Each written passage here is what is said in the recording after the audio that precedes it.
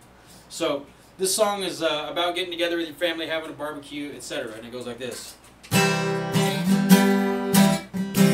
that's C, G, C, G, C. And then let's see.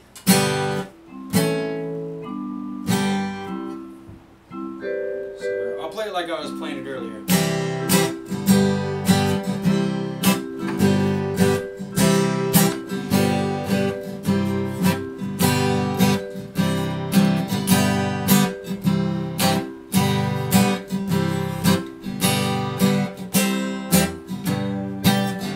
So then it would go to F. So it goes A, G, F, A, G, and then back C and G.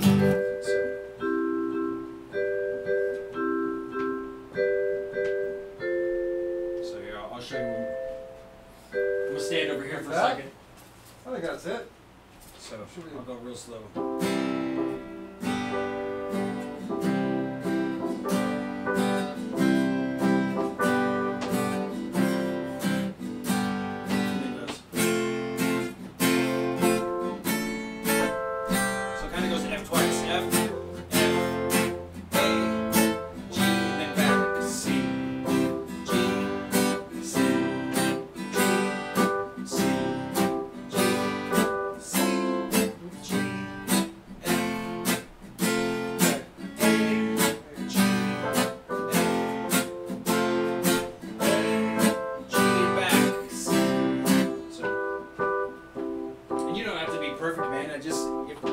Tinker along with that, even if you mess up, it don't matter.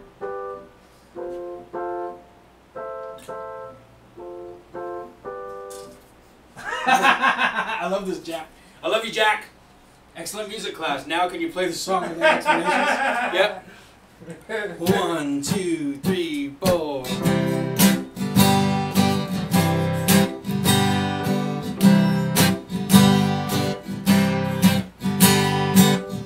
Happy 4th of July. Happy 4th of July. Happy 4th of July.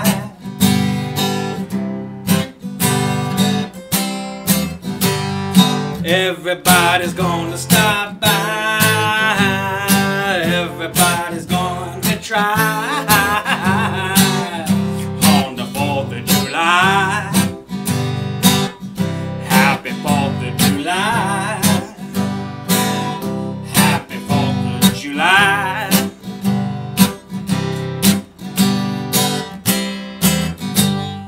Everybody likes to fly, but everybody seems to get high on the 4th of July. Happy 4th of July. Happy 4th of July.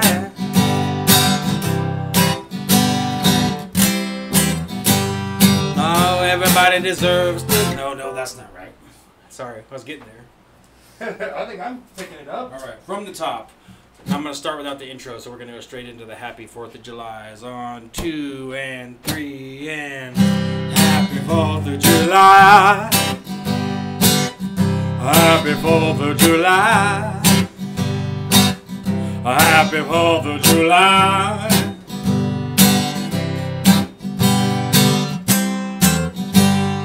Everybody's gonna stop by. Everybody's going to try on the 4th of July. Happy 4th of July. Happy 4th of July.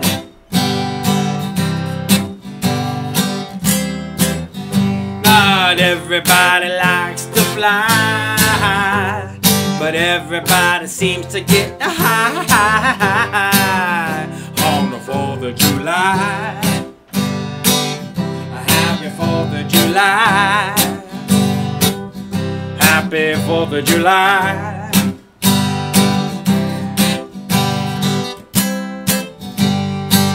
Nobody deserves to die. da ba da ba ha da la da da da.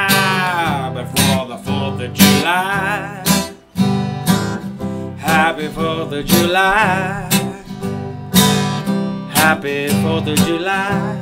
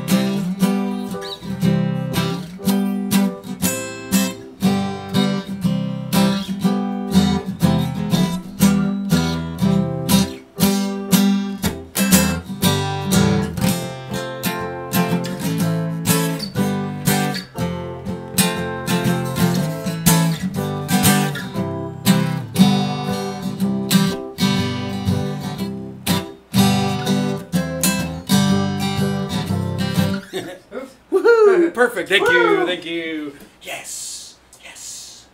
Hey! High five. Bam! Oh, that was pretty good. Not bad. So, yeah, that song's called Fireworks Barbecue.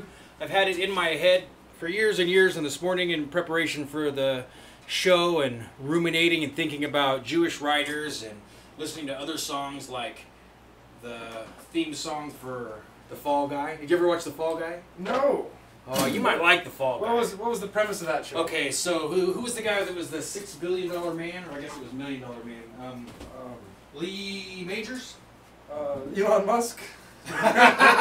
Lee Majors is a famous television actor, most famous for Lee Majors, wasn't his he? role as the $6 million man. $6 million man. And other things too, but he heavily influenced my childhood by playing in an amazing show called The Fall Guy, where he performed as both a Hollywood movie stuntman, and because that didn't make him enough money to really survive, I remember he had a bathtub outside. He could only take a bath outside.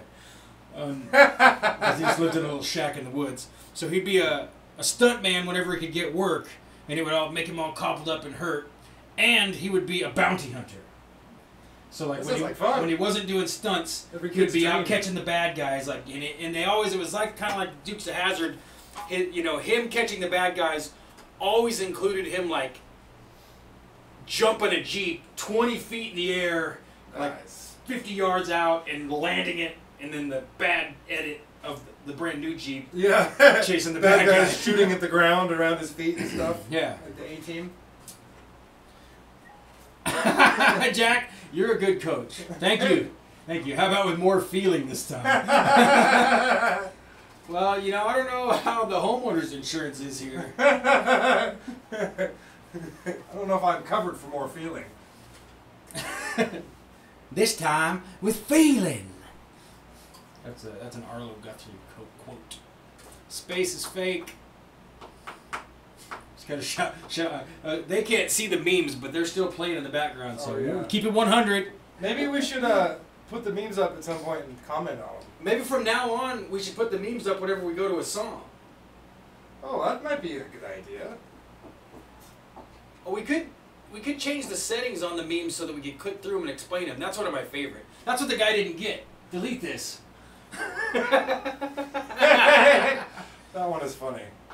Yeah, a guy popped up on a thread earlier because I found another song that I did talking about when Tonka Saw was going to quit the Kumite. I made a parody of Hotel California, and then I was clicking around on videos this morning in between studying Mel Brooks and Sid Caesar and the Smothers Brothers and practicing that song, and so I click on a random, like, kind of blood sporty, channel-y looking thread. It's like talking about the end of the Kumite and Mr. Medicare, and so those are keywords that trigger my algorithm. And I clicked, and it's my song that he's using for the introduction to the whole thing. And I'm like, I actually looked at all of my tabs that I had open to see if somehow it was a coincidence. Oh, and it was just playing. And then on I a back had tab. accidentally, I accidentally hit queued it. I was like, no. And so then I paused it. Because I wasn't, like, it was a surreal moment, like, this is me. And I don't know this guy at all. Like, he's not, I'd never heard of him until today. But yeah, then I jokingly wrote, delete this. Oh my God, my song, LOL, delete this. And then he apparently had just been in an argument with Tonka. And, like, completely went off on me, like, oh, yeah, whatever, Tonka sent you over here, little crybaby, why don't you go shave your head some more and make some more ghetto wheelchair lifts? And I told him, dude, I was just joking, and he's like, oh, I'm sorry. And to me, that made me endeared to him for life. An actual apology from someone you've never met, never seen their face, and they're just like, oh, that was a misunderstanding. I'm sorry, dude. Sweet. Even if I don't enjoy his content, I'll stay subscribed to his channel and ignore all the notifications just because he was nice to me. That's how life works, boys and girls. That's how life works. You go down to the grocery store, there's a little old lady there working the register, you're rude to her once, and she could ruin your life, and you don't even know it's her doing it because you were rude to her one time. Yeah. And now, she's told everyone she knows not to hire you, not to treat you nice, to tell your daughters you're a bad, rude person. This is what happens. So you need to be polite to everyone, and if you make a mistake, the best thing to do is to make a genuine, heartfelt apology without making any excuses. If you say you're sorry to someone, don't say but. You assholes. Don't say but. Say, I'm sorry I did that, I apologize, and I'm not going to do it anymore, and mean it and stop doing it. Don't say, but I stubbed my toe that day, or some stupid shit like that. Delete this.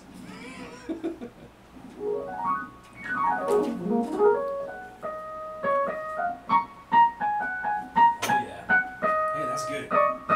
I guess we could keep going. You could try and go after trying to think about it.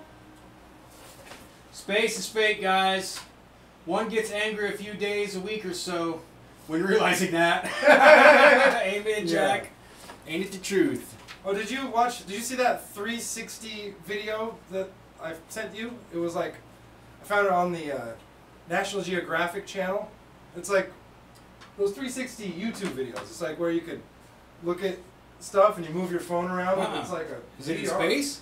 Yeah. I must not have seen it. You got to check it out. It's from the International Space Station, and oh yeah, no, I've seen the whole Earth. Yeah, I've seen it. I've seen it. But it's pretty CGI. I mean, super CGI. What actually? You'll buy what? What in the world? Sorry. Shouldn't.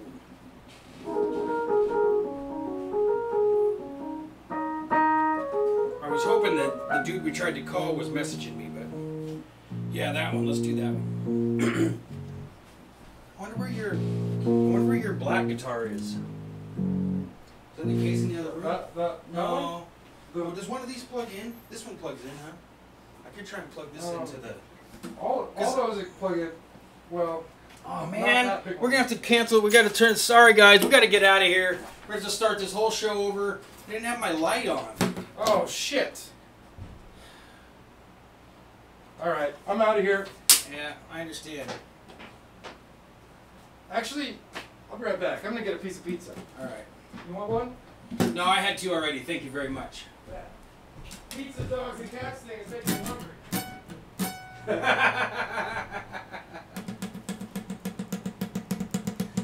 Are those lyrics there? My partner left, so now I can improvise. So let's see. What the hell would he? I'm standing in line at the cashier of the grocery store, and I want to get out without incidents. The F doesn't work. I'm standing in line at the cashier of the grocery store, and I want to get out. No. C, D.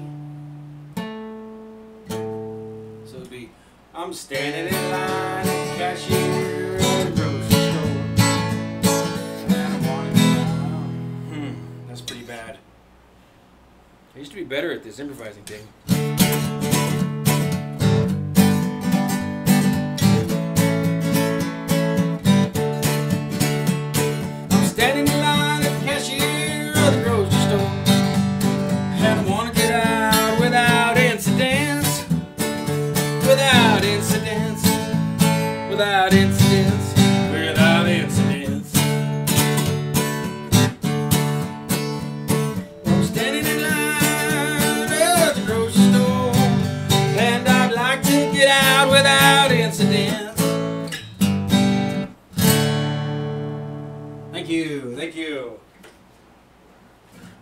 was going to plug this thing in. Because I think Jim's going to come back and play that other song for us. Let's try it and see what happens here. What do we get? Might feedback, folks. Gotta warn you. Yeah!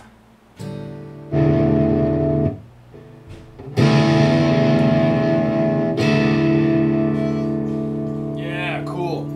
Let's try this.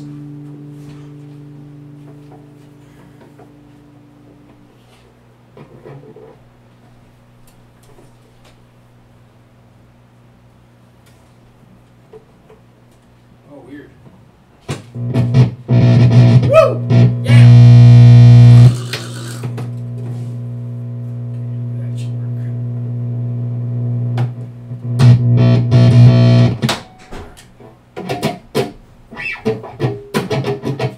Oh, you're plugged in. Nice.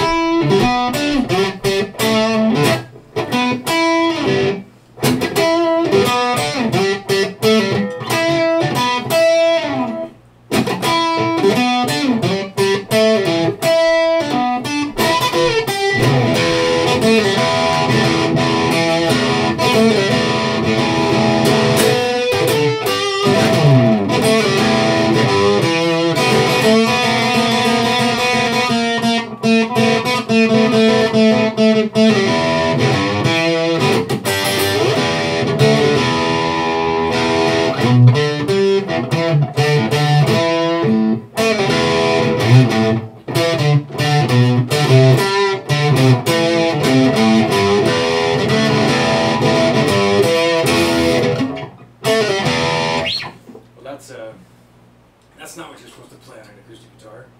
I plugged it because I figured that this would go along with trying to think about it.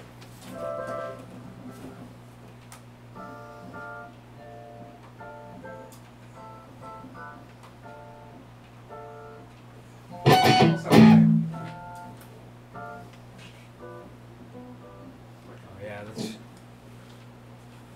have to get us some volume too.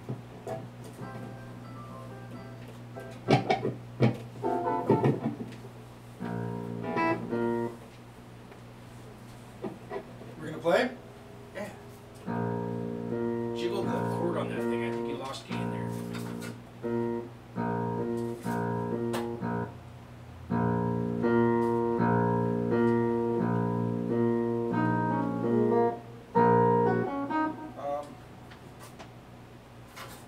Let's play something else. You don't want to play that one? I kind of forgot how it goes.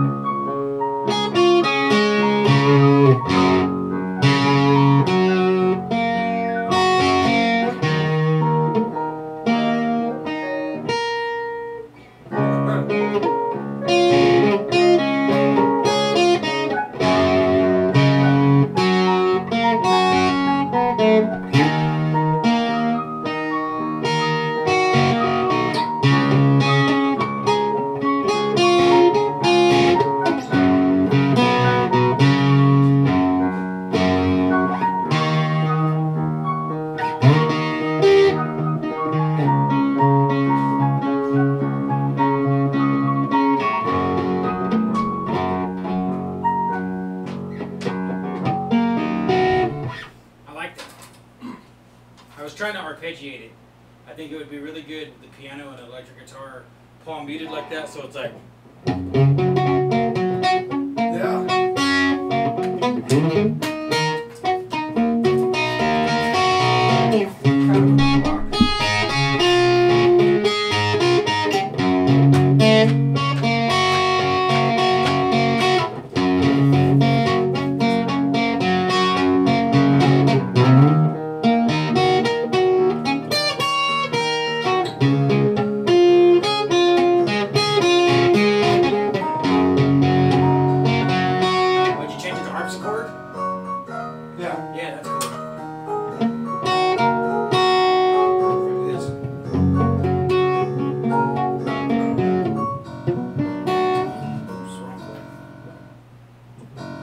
I just noticed the Fender Rhodes, good gear. It's actually a Roland, but yeah, it's a nice piano, man. Oh yeah. In exchange for doing some of the writing and being the front man, Jim drops about $1,000 every 2 weeks on this adventure. I wish. We better put this away. Well, no. You want to play something else? Well, maybe you're eating, so here I'll play a couple songs and get you some buy you some time. That's what a good friend to do. That's pretty friendly. Fender Rhodes, that's a piano?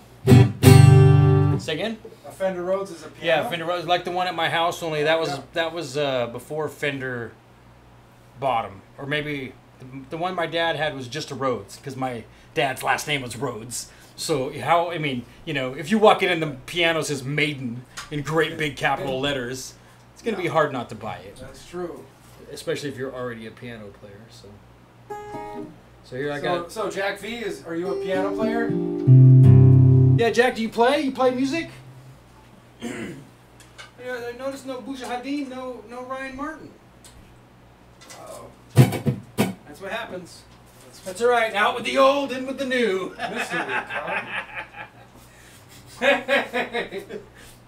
Maybe he's watching and not commenting. Mm-hmm.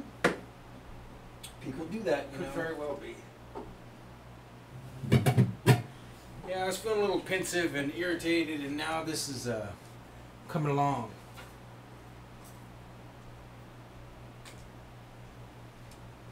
Yeah, I've noticed people that have the tendency to be open-minded, maybe turn on to ideas like, what if the earth is flat, which it is,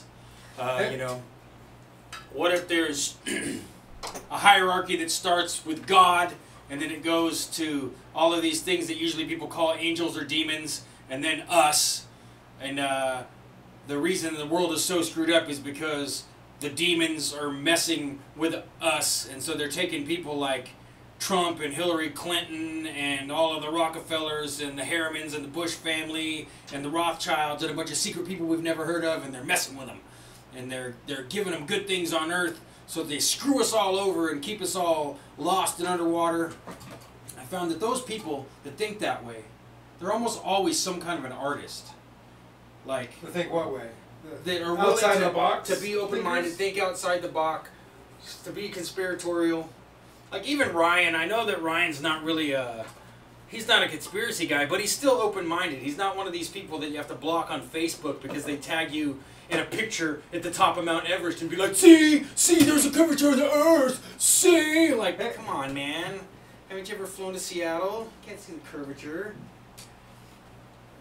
Mount Rainier doesn't start tipping away from you the farther you get from it. Yeah. Anyways, yeah, I was going to play the Flat Earth song just for everybody because I know they like that Oh, way. I gotta adjust this.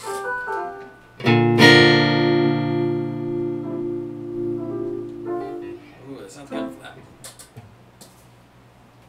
But did you want to play along? Because I could play it in C instead.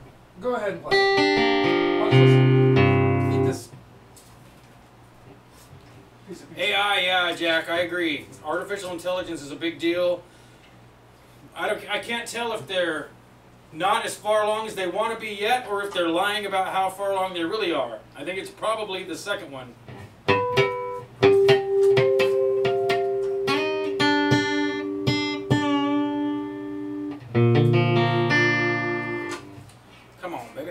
let's take this off and tune it. I must have flattened the guitar with.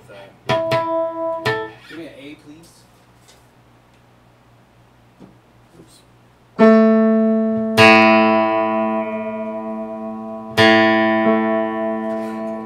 Thank you.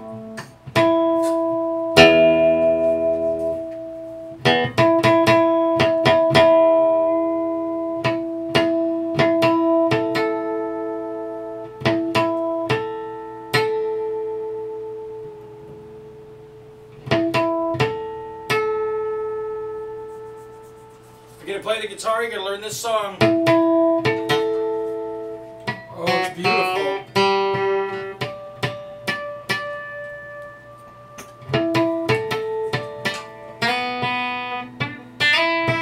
Is it called tune?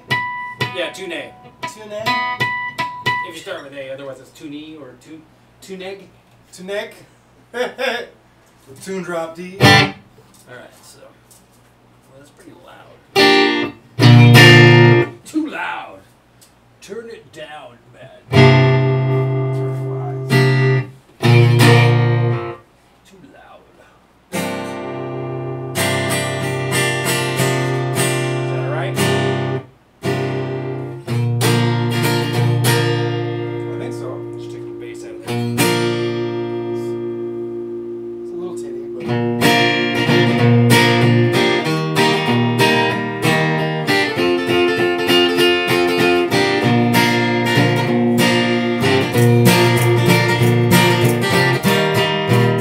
It's still alright. Something's a little bit off there. 1, 2, 3, 4.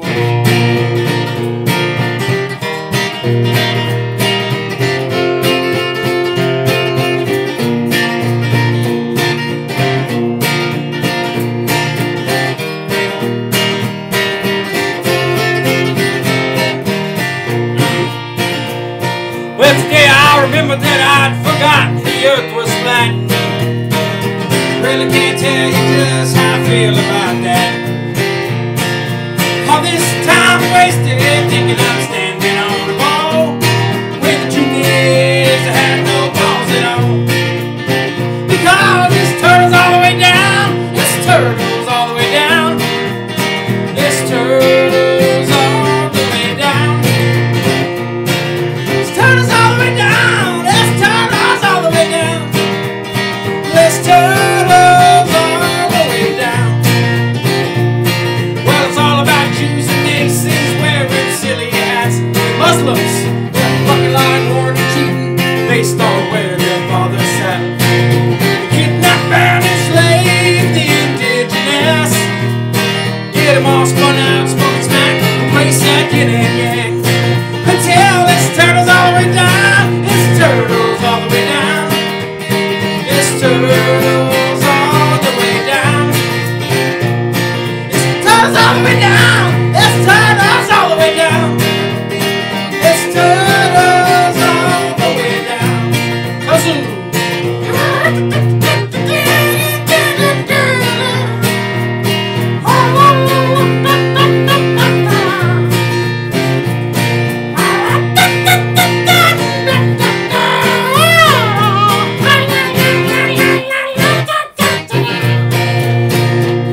Folks, NASA doesn't fly to space where rockets all fall flat.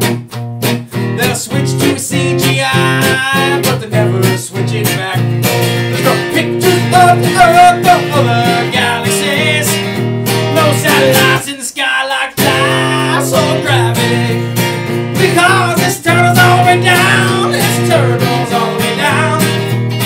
Think you've been played for a clown. This turtle's all the way down, this turtle's all the way down, and their fool's heads wearing the crown.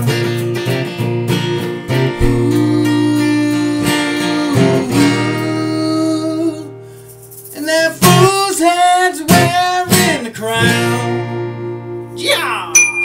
Woo! Alright, let's take a break. The light wasn't on again. Oh, man. Oh well. Show's canceled for the 3rd time this week. Alright. Turn that amp off, should we? Yeah, Probably. That hum. Humdrumming. Humdrumming. My favorite folk song. Hey, thanks a lot, man. I am really happy with that song, and it just kind of came to me, man. I stumbled back onto the flat earth after having believed it probably 10 years ago. Back when it was totally not cool. I'm a total flat earth hipster, man. I was flat earthing before Web 2.0 was even a thing, man. But yeah, then I forgot. That's what the song's all about. I actually like realized the earth was flat. Like, oh crap. Yeah, you could just like lift up a helicopter and the earth would move underneath you and you could set it back down. You could like get from Detroit to Seattle. Well, of course. You just hover there. You just wait for the earth to turn. You kind of have to hover back and forth because if you stay in just one place with a helicopter, it'll cut a hole in the sky and you'll fall right through it. Well, of course. Yeah. It pushes all the air out of the way and eventually it's like, hey, now what? Hey, now it just keeps going up. That's another solid evidence against rockets too. If rockets in space, that is. Now rockets are definitely real. Let's not get too crazy. So if you had two helicopters that were right next to each other, like maybe 50 feet away from each other, and they went straight up, and the Earth was round, they would get further and further and further away from each other. Yeah. As they went up. Yep. That's how it works. Oh, I know that. People get mad. They don't want to look at the real evidence. They just want to defend their position. I understand. I do the same thing. You know? Yeah. If you tell me that you know more about singing than I do, then I start thinking about how much I know about singing, and I'm not going to hear a word of your stupid shit, and I will come up with ways to convince you, me, and anyone else that I'm smarter and better, and I'm right, and you're stupid and not really thinking very well, and you're wrong. This is human nature. Yeah. Oh, yeah, you could have been using that. Folks, NASA doesn't fly to space, a rocket's off our flight. They switch to the CGI, baby, but they don't never switch it back. There's no pictures of the Earth, no, or other galaxies. You think you're stupid, false lights in the sky like flies. No gravity, JF. Still such thing as gravity. Jean-Francois Carpi. Looks like we're potting out the mic. Yeah, that's way too loud. I'm sorry, you guys. I apologize. That's why I didn't even think about that. Yeah, banging a tambourine and singing at the top of my lungs right on top of this condenser mic is just stupid and rude. I'm sorry. A little red. Yeah, that's exactly. That actually, it looks a lot more red on the camera up there than it does here, huh? Well, it hasn't appeared yet. There we go. Jack's giving you a compliment there, Jim. Oh, thank you. Yeah, Jim's not dumb. I think we all wish. I try to be dumb. I think we all wish we were dumb sometimes. Like if you go to court, you should definitely act dumb. Act like a dumbass, and they'll treat you as an equal. That's right. Act like a dumbass, and they'll treat you as an equal. So. Can we bring that book down? Oh yeah. Oh yeah, we got it. Maybe it is reading time. Is it time to do some reading? Is it reading time? It's probably a good idea. Change. Oops. All right. That matches the book. All right. Here's some. What you'll find on the internet is a lot of Luciferian Satan worship disguised as humor or religion or anything other than what it is. And here's a great example. This is the book of the Church of the Subgenius. Oh, ironically enough, one of the references on the back is Ken Kesey. Ken Kesey says, "This is either a sleazy fly-by-night scam or the most incredible work of art I've seen in 10 years. You will buy this book sooner or later. It is, in every sense, a seminal work in humanity's quest for slack." Does seminal have to do with semen? Probably.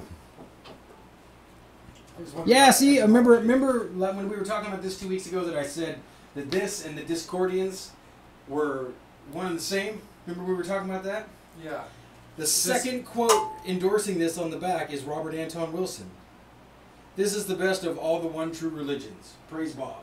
All the one true religions? Yeah, this is the best of all the one true religions. In other words, you know, he's making a joke that there's so many one true religions, right? Yeah, I get it. So, like that. Name dropping against Satan, J. Lee. J-E? G. All right, let's see here. In case of Holocaust. That seems like a good place to start. Yeah. In case of hate speech, xenophobia, and extremism, or in case of Holocaust.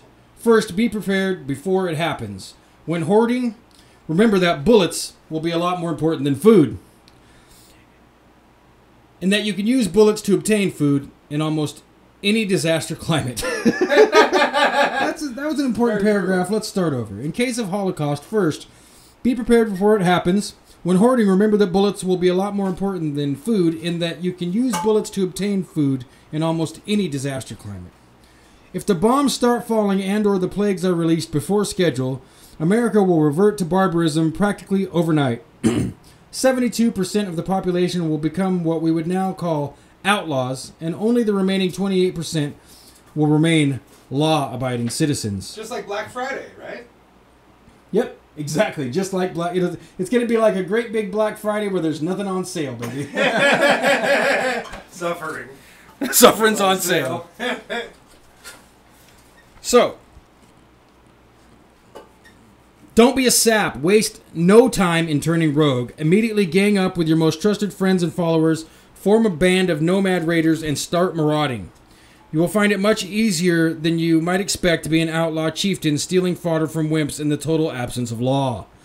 The cops will be doing the same thing you are. Terrorize your way across country and arrive as soon as possible in Dallas, where all in-time alliances of subgeniuses will converge in any terminal emergency. I'm going to have to pass on meeting you guys in Dallas. Sorry. Get to the old East Dallas neighborhood, the Swiss Avenue Mansion District, and caller survivors demanding to know where the subgenius headquarters are located. Look for the group of weird old houses surrounded by barbed wire and gun emplacements. That will be the Buldada Time Control Laboratories. There will probably already be hundreds of tents, tanks, vans, and choppers up and down the block, all belonging to freshly arriving fanatics. With the normals fleeing the cities, the opulent, rotting mansions in this sector will be largely vacant, and those foolish enough to remain will be easy pickings. You, yes you, will have a new home in the aftermath in Dallas, Texas, the chosen city of Bob. Praise the force field. Praise the laser project. All the registered subgenius in one place will be a formidable army indeed. If the bombs start falling now, we'd have a force of zealots numbering well over 40,000 within a week. At any given time, there are over 11,000 zombies for Bob available from Dobbstown alone. Bob calculates that within 3 months of the day of nuclear judgment, nuclear bombs are fake, by the way, over 500,000 will have defected to our side. We will rule from one huge tribal juggernaut of destructo wrath that will rule the city of Dallas, and after that, what's left of the country itself. If you were on the church mailing list at the time, you'll get a slice. So, that's a pretty good example of some of the contents of the Book of the Subgenius.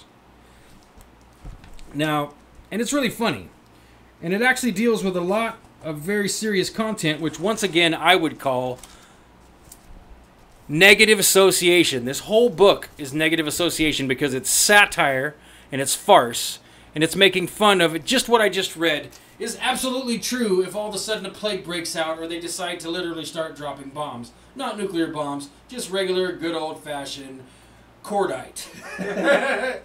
What you're going to want to do is not be afraid to be alpha as hell, alpha as fuck, as they say, and do what you got to do to protect you and yours. Then, they say stupid stuff like the laser project and even stupider stuff like, let's go from where we are to Dallas.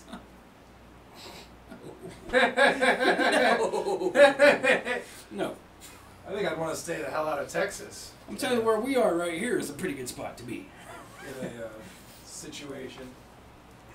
But, it's still funny. There's a lot of really funny pictures and stuff in here. You're supposed to keep that book in It says, now turn this book upside down. your glove box or your Or in your bathroom. bathroom. Yeah, this or your back pocket. This one, I love that the one I bought you is for some reason falling apart. Well, that's because I had it in my back pocket or my glove box, and I had to. Yeah, that's awesome. Well, either that or it's because they intentionally made them poorly so you would be encouraged to buy another copy. Another That's 2 true. copies, according to Bob, right? It's pretty hard to get through it.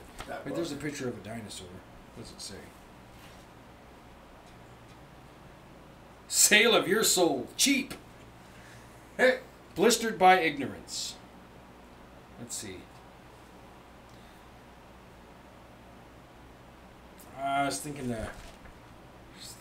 maybe you think that's enough? Think that's enough Subgenius for this week? Well, I don't know. Maybe for a minute. Subgenius school, mixed, blended everything, knowing still some truth will come out of it. Yeah, well, it's true. There's a lot of stuff in here that sex words. Buy this. A descendant of many great psychics, Bob began using his gift for financial gain at age 6. He has since built up an immeasurably vast personal fortune in his many careers, especially as mind breaker and psychic salesman for many governments and faceless international cartels. His unusual clientele has included the great, near great, never should have been great, and the would have been great except for the conspiracy. He moves freely in the world of finance, entertainment, politics, espionage, and world manipulation. He has sold to presidents, and he's sold to the average man, to the undead, and to many, many messiahs. He has sold bankers and workers, stars and extras, sheiks and slaves. His first 13 disciples were simple salesmen who had caught on to the supernatural aspect of his sales nature. He called these the fishers of wallets. Bob learned, this is at age 6, Bob learned the secrets of the conspiracy from the inside, and now he brings them to us from the inside. See there? There's subtle hints that Bob was part of the conspiracy when he was 6. The ones who should have had them in the first place. That's us. And he has the wisdom to publish them in this florid, overwritten, deeply meaningful, and challengingly difficult to read style to ensure that only you and a few choice others will comprehend and be privy to this secret knowledge that has controlled mankind for ages. Narrowing down the competition in the field of world conquest for you, Bob, knows how cheated you feel. And his intimate association with alien beings makes his advice the only safe thing that can raise you up from your mediocre past. Are you ready? Sales, true sales, not the sick, impersonal advertising of the conspiracy, depends on a love of danger, of risk, of the exotic and bizarre. It's a willingness to try anything as well as a lust for the truly strange and, yes, the strangely true. Skeptical? Eat this page now. Well, there's only one more small paragraph before the next headline. Esoteric Dominance Command is the next headline. The Church of the Subgenius is the sale, the big pitch. And when the world buys it, you get the commission. And you, those oh so few others sharp enough to be part of this great sales team, you and those oh so few others sharp enough to be part of this great sales team. But it's a race. We have to get to the customer, Earth, before that other salesman does. Earth is the customer, huh? Salesman. Let's try this again. But it's a race. We have to get to the customer, Earth, before that other salesman does. From that other company. The one with the bigger sales force, fancier placards, and the best people shapers in the business. But you have the magic key. You know the customer better. You have a product that works. Slack. What the competition doesn't even believe exists and couldn't understand anyway.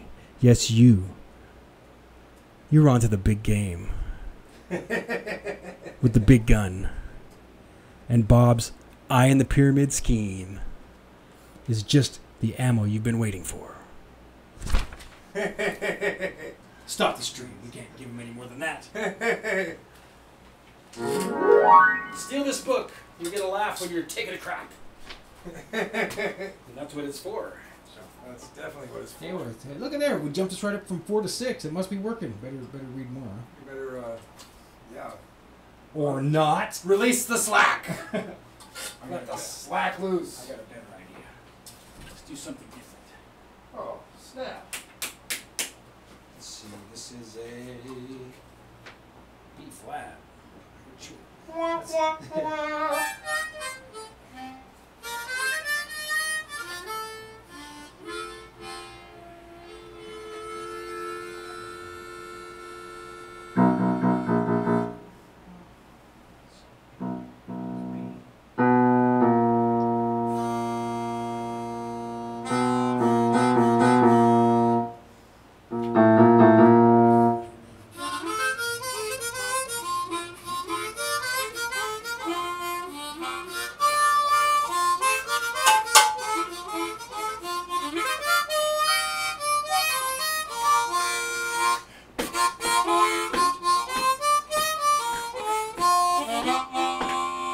Slack.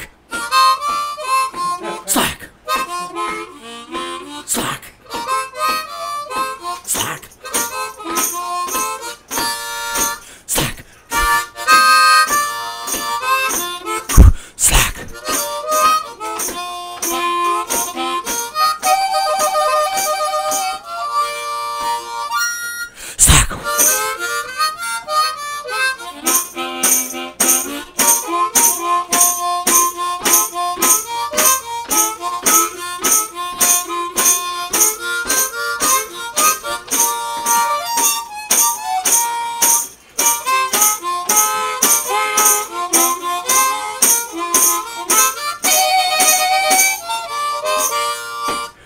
Slack.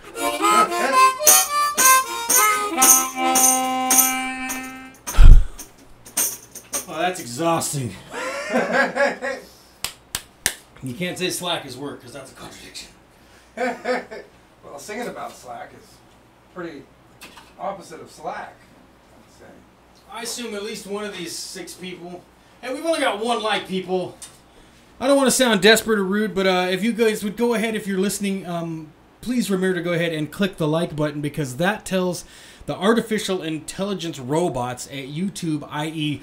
Google, that we're cool, and we need that. If you guys want us to come back next week and the week after that, etc., ad infinitum, then we need more than 1 like. I shouldn't have to say this every week. Please like, share, subscribe, or do. Ooh. Come on, guys. And girls. I know there's 1 girl at least listening. I know there is. Because I know 2 girls that tune in almost every week. Let's see. Subgenius school, mixed, blended, everything knows, still the truth will come out of it. Well, the truth is, if you really believe in the real God, then God uses all things to allow and add to his own good. He's not afraid to let the devil play with his table saw. So are you saying that the devil is God's Hegelian dialect? Yeah, in a way, I would say that's true. Oh, God. Oh, God, you devil. Oh, God, you devil. So you're going to get more cats? You got probably 2. every day. More Think cats? about getting more cats. Did you see that? I added one meme that says, witches have black cats because if they had white cats, they'd have white cat hair all over their black clothes. I thought that was pretty funny. It's funny. I never thought of the whole black cat thing being utilitarian. Like it's That's not pretty because smart, it's not because actually. it's ooga booga. It's because I don't want to. I can't. You don't look like a cool witch if you have a lint roller velcroed to your broom. Well, maybe that's what they use the broom for. Roofing themselves Oh, off. you know what they use the broom for, and if I tell you, we're gonna get flagged. Is that some kind of hate speech? They were ingesting deadly nightshade. You mean making a lotion out of it and rubbing it on their genitals? Kind of. Never heard that? That they would do pretty much that and use it Use on the broomstick? Yes, yes. To administer. To administer the nightshade. I didn't know it was nightshade. I thought it was like dead baby fat or something. Well, together, you know. Oh, yeah. You boil the dead baby heads. You put the nightshade in it together. You gotta let it sit and put it in the fridge to chill for 2 hours. It's got to be a lot of work keeping your Oh, did you see? gingerbread house. Did you see that Ryan Martin came and gave us one smiley face I did, to I saw verify? that So smiley that makes me happy. As long as I know that there's important people. Hey, look, we got a thumbs up. Yep, awesome. There it was. Nice. Thank you very much. What a blessing. We really appreciate that. For sure. But yeah, I would. You know, in the description, I added that is the hate speech, xenophobia, and extremism, is it communitarianism? And I would say yes. They're once again, they're polarizing us. Labeling things as hate speech. You got a little spot there. Oh, Well, of course, I mean, that's all right. You got it. Did I get it? The other thing I said to you is, you know, of course, if you include, for the most part, if you include Jews also in being full of hate speech, being xenophobic, being extremist, being racist, that's like it's still pretty taboo to do that. But I want to take that one step farther today, because you know, there's E. Michael Jones. The other day I was listening to E. Michael Jones, and my girlfriend came out of the bathroom, and she made this face like. Because what he's saying just sounds so crazy. What was he saying? Well, he was saying that, you know, like, gay rights and gay marriage and gay stuff, homosexual, acceptance of homosexuality is like a conspiracy to ruin the economy. And so, yeah, that's... It's kind of a stretch. Well, I mean, he's got a whole book about it called Libido Dominandi. And, I like E. Michael Jones, but I don't at the same time. He's like the most typical, like, ardent Catholic apologist and proselytizer. So he like presents all these problems in a reasonable light, or at least he gives enough evidence that you can go and look and choose for yourself. Like, okay, so you're saying all this stuff is bad, and you at least have some citations. So that helps if we want to go follow up, you know. But then he's like, and the solution is, everyone needs to become Catholic right away. But so in a way, I like that, because to me that's like the dad I never really had, or like the old neighbor from back in the neighborhood. Like I really had an old neighbor who was his family was Catholic and his wife was a drunk, and I used to play with his kids, and he kind of had that attitude, you know, like. The only thing's wrong with you guys is, you know, you'd even be better drivers if you just joined the church and go to confession. You know? So. It's not that I really like the guy. I don't dislike him because I don't think he's full of hate. I think he just has always been a Catholic and he believes that's the solution, you know. Even though there's all these inherent contradictions and evidence of the church not just being wrong, but bad, like really bad. You know. Yeah, there's some stuff on so, YouTube about it. One of the things he says is that we need to break the Jew taboo and be okay to bring up and talk about Jews. Which, sure, I understand that, because when I first found out about political Zionism and Christian Zionism and all the stuff having to do with Israel and the truth behind how it was created, I was shocked, and I became completely obsessed with trying to learn more about it for a long time. And it even probably made me somewhat wary or suspicious of Jews for a while. But I got over that, because I don't care. I don't care who's doing what above my head, because I have no control over it. So, but I think the fact that they're starting to, like, you see it everywhere, you know. It's in the blood sports things, you know, the Jewish question. When we did the flat earth thing with JF and Andy Worski, you know, that was one of the things they wanted to bring up. You know, what do you think of Jews? Or, like, it's a new in vogue thing. Like, so, Jim, nice to meet you. How are you? Oh, it's a nice day. How's the weather? And what do you think of the Jews? Yeah. So they're bringing it out. And if you go read all of the occult literature and esoteric stuff like Madame Blavatsky, Alice Bailey, what's the guy from the Masons, the big famous guy? Pike? Yeah. Alexander Pike? No, it's not Alexander. What is his? Albert Pike. Albert Pike. All these people will talk about how, like, the Jews need to be brought up at end times and, like, readdressed and brought up as a big deal again. And that's, like, a big crucial step in the process of drawing up to, bringing about, and completing Armageddon. So, you know, the idea that someone like E. Michael Jones wants to be like, well, the main thing we need to do is we need to stop being afraid to talk about the Jews. And then you find it over here and over there where Andy Worski's saying it, JF in Bloodsports is saying it. You got all these other alt-right types, they're all bringing it up and talking about it, you know.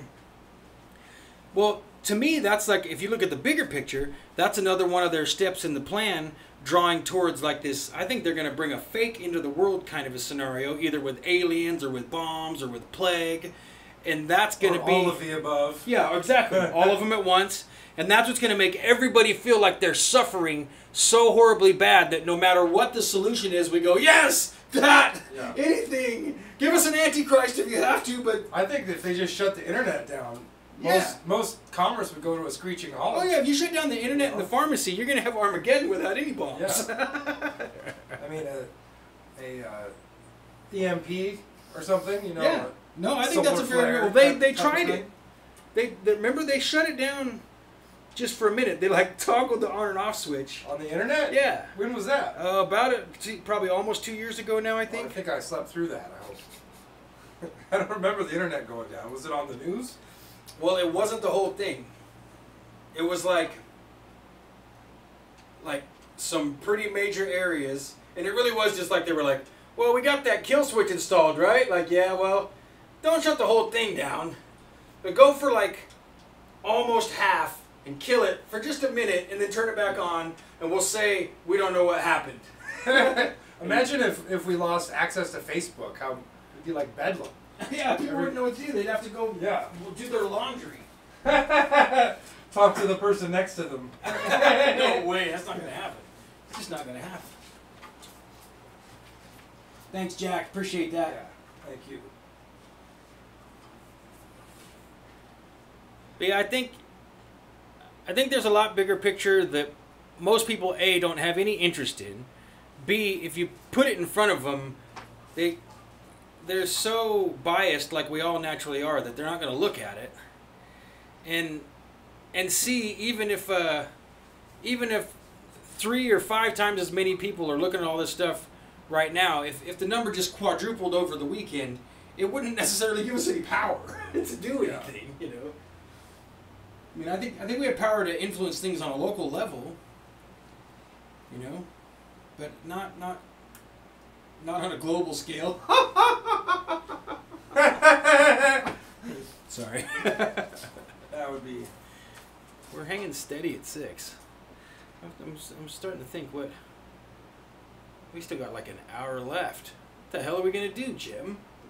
Well, we could go to conspiracy class. Well, that's true. We haven't done anything to... conspiracy school today. We haven't done anything to look at video or anything. Oh! Yeah! Something popped into my head and then it left just as fast. Have you heard of, recently people are talking about, that, what's her name?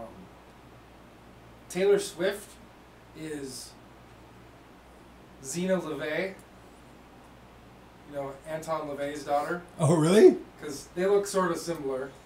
So, but, I mean, one of them's like, probably...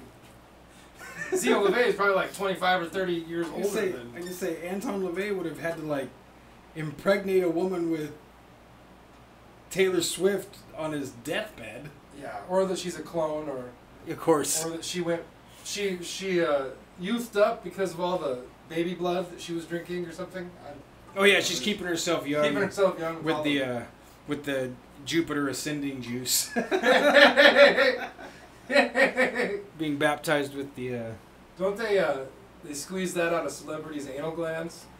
Jupiter ascending juice? No, that's that's in Dune.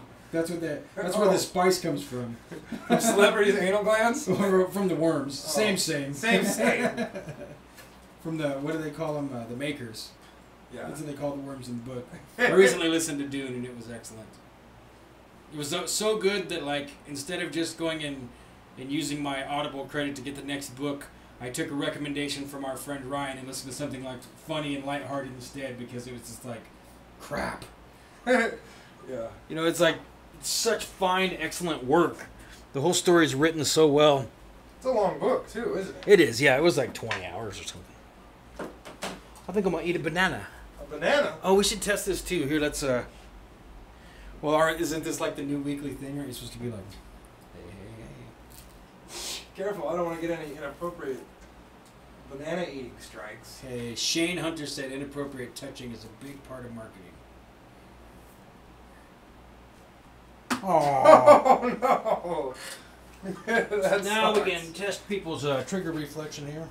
Oh no! Don't eat it! Ah! Ah! Off the floor! Oh, I wiped it on my nice shirt too. Well, What price art?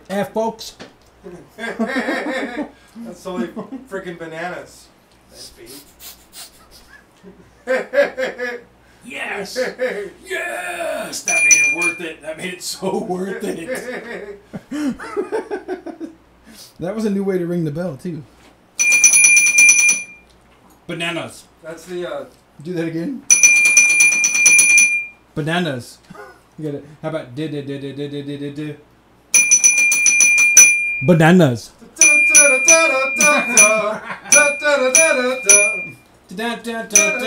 What happened? What happened? All right.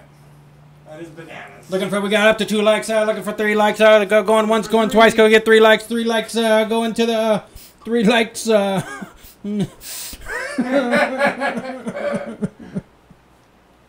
at least we don't get thumbs downs. Don't say that. Oh shit! I couldn't help it. No, it's all right.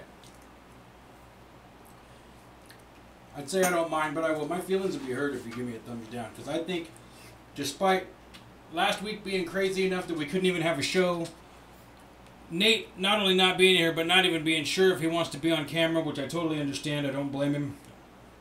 But like, yeah, a thumbs down when I'm like, today was kind of stressful.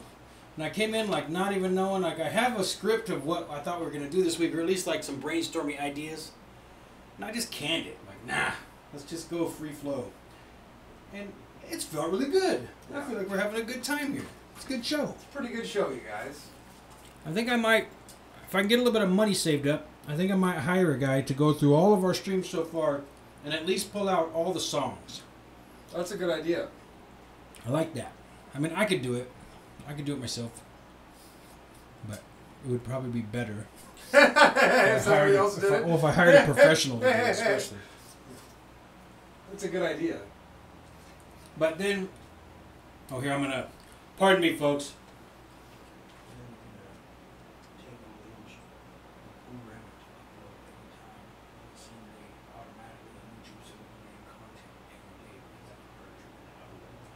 What? Tricking the algorithm? I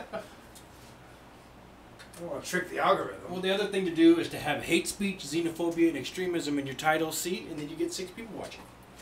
Yeah. That's how that works. So I think we should go back to that one more time. So yeah, is it communitarianism? I think so. Wait. You mean hate speech? Or hate speech, xenophobia, and extremism? Yeah, I think all of those are a part of. You mean the labels of those things?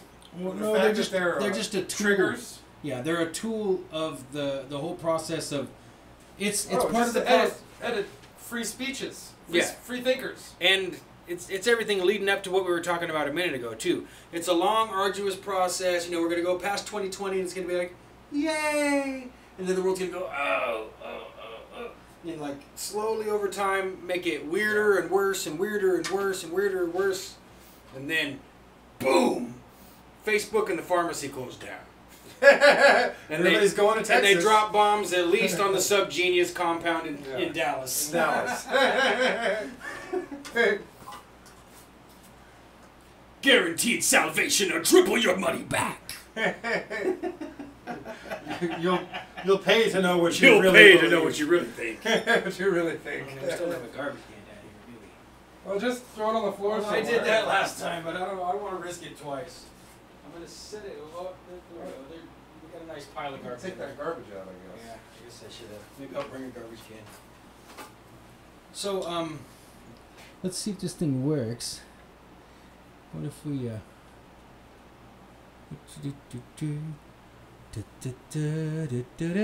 gonna show a video. well, What are you thinking?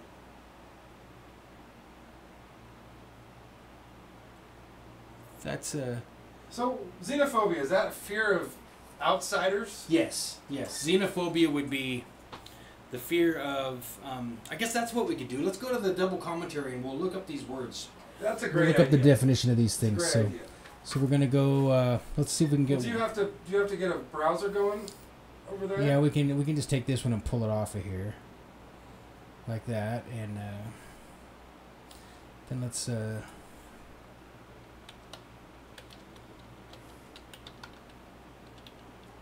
don't you want it to show up in the?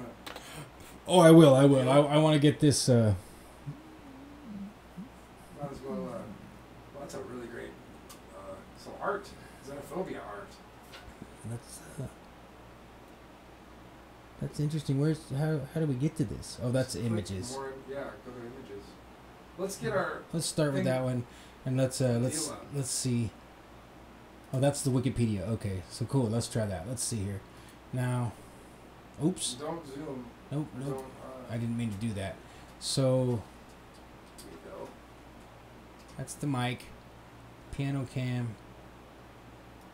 How many cameras do we have? This is the one we need, Oh, and we need to go to this. Media exam cam. And That's a great name. we need to go to that. There. All right. And that should do it. And then if we Gonna do the switcheroo. oh yeah, and we're kind of in the way of it, but that's okay. Oh, we're gonna lose our chat though. I guess We will, but we can look over there. No one's talking to us anyway, these guys. All right, so let's take a look at xenophobia here. All right, the definition of xenophobia. Xenophobe redirects here. So xenophobe is the individual person who would be xenophobic. Xenophobia is the fear and distrust of that which is perceived to be foreign or strange. Xenophobia can manifest itself in many ways involving the relations and perceptions of an in-group towards an out-group, including a fear of losing identity, suspicion of its activities, aggression, and desire to eliminate its presence to secure a presumed purity. So already there I would stop and say that just the Wikipedia page is already kind of starting to lean a little bit. You know, right up to the point where they say that it includes a desire to eliminate, like, I don't, you know. It's the only phobia that's not a medical related condition. Does it say that? Yeah, it says xenophobia is a political term and not a recognized medical phobia. Well, that's interesting. Okay, yeah. So it's just a commentary. Right, it's just it's just a made-up adjective. Adjective. So xenophobia can also be exhibited in the form of an uncritical exaltation of another culture in which a culture is ascribed an unreal, stereotyped, and exotic quality. Thanks for the sub, Jack V. You just subscribed. Oh, cool. Awesome. Sweet. How'd you find that out? It just popped up here on the Oh, cool. live chat. Nice. Yeah, thanks a lot, man. We appreciate that a lot. So where were we? So I'm going to start back over with that paragraph. Xenophobia can also be exhibited in the form of an uncritical exaltation of another culture, in which a culture is ascribed an unreal, stereotyped, and exotic quality. So let's think about an uncritical exaltation. I was going to say, let's think about that. Saying, can also be exhibited in the form of an uncritical exaltation of another culture. It's like saying Japanese are good at making things small. Is that an exalt? Yeah, to exalt would definitely be to raise up or to make godlike. And it's uncritical, so you're just making a blanket positive statement? Right. North Korea is best Korea.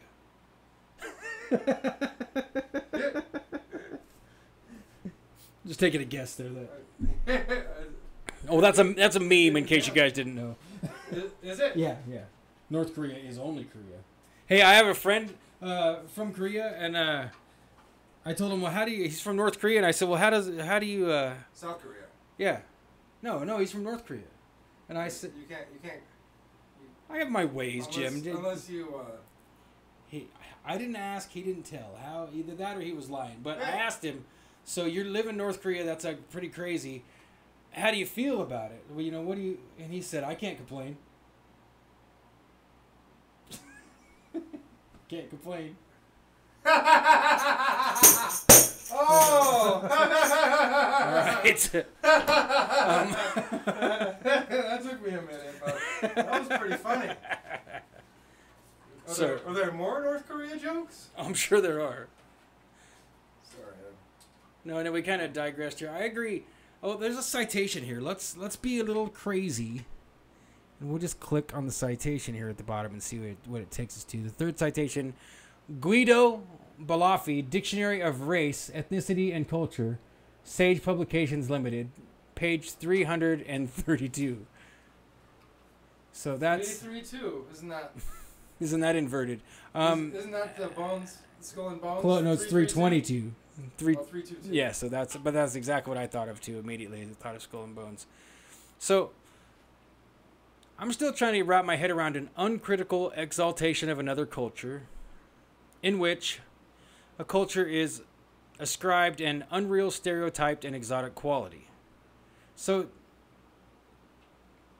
I guess this is what people do to the United States, huh? This would probably be the best example of how everyone else allegedly sees us.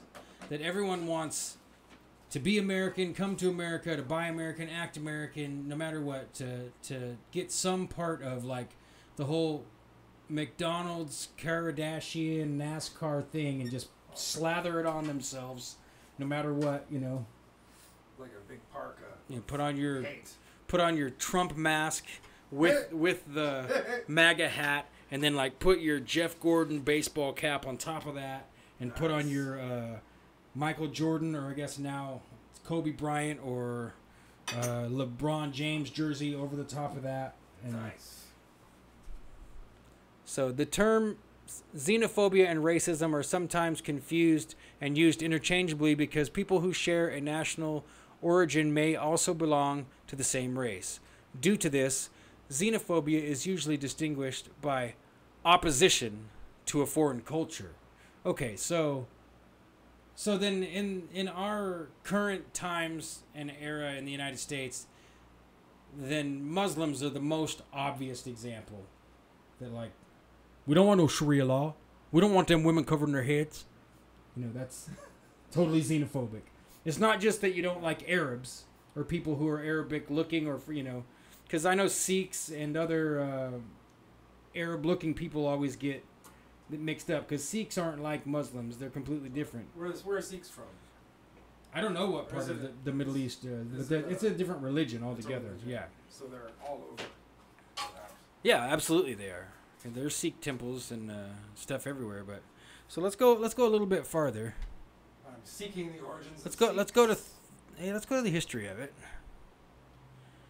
What's the history of xenophobia? Some people say it that way, xenophobia. You're not xenophobic, are you, Jim? I'm xenophobic. Oh, not xenophobic. Good. It's just crazy to talk. I'm misophobic. That means I'm afraid of dirt. Misophobic? Yeah, misophobia. Oh, Ryan would remember the misophobia days. Back when me and him would practice our misophobic ways. Better than being Mr.phobic. Okay, dictionary definitions of xenophobia include deep-rooted fear towards foreigners, Oxford Dictionary, and fear of the unfamiliar, Webster's.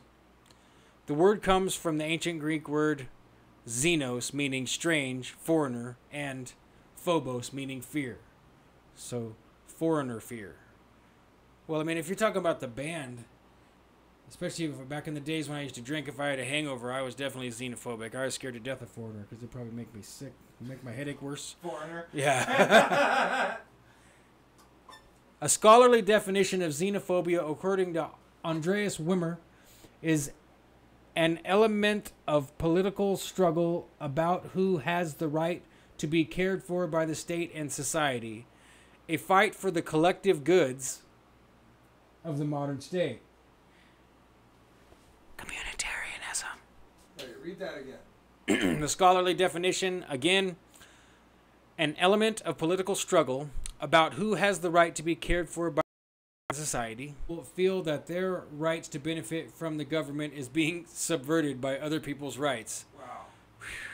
Oh, people. Like people. The whole bathroom thing. Transgender.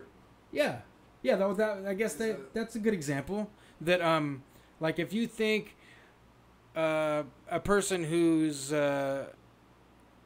not, you know, they're not comfortable with the gender they were born with and they're trying to change, if you think them going into the bathroom is infringing upon your rights, then that would label you xenophobic because you're afraid of trans culture. Wow. It's just a way to steamroller new society processes. Yeah, that's what I mean. You know, and to be clear for anyone listening or following with this, us identifying it as a process in what we would call culture creation doesn't mean that we're taking a side.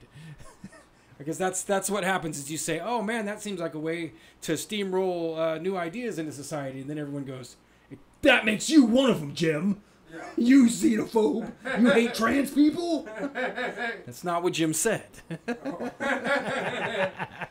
Because we see it all the time, right? Yeah. Like on the internet, like somebody says that and then they're like, oh, well, Jim's an anti-Semite. Like, what? Yeah. I was joking with my girlfriend earlier this week, like, look, honey, it's solid evidence I don't hate Jews because I'm studying them all week, trying to figure out how to become a better writer. Even though just because sometimes I talk about Israel or study the history of the Jews, people are like, what's up, Sean? You know, Sean. It's just, you're allowed to do taboo things within the legal limits. Like that lady over there in England who decided to write Holocaust denial songs where it's illegal to even question the veracity of the events of World War II. That seems like a really dumb idea. That seems like a staged event. Is it illegal to question the... Yeah, and they're pushing through laws right here in the United States to not be able to criticize the state of Israel. They keep publishing it. I keep seeing it in my newsfeed that they're trying to make it the same way here. That you can't, you know, if they get their way sometime in the near future, you're not going to be able to say, I think it's wrong that Israeli soldiers machine gun Palestinian children. You know, if that's... You couldn't say that. Yeah, you won't be able to say that anymore. Is that hate speech then? That's probably a good time to transition. Let's transition from xenophobia to hate speech here. Hate speech.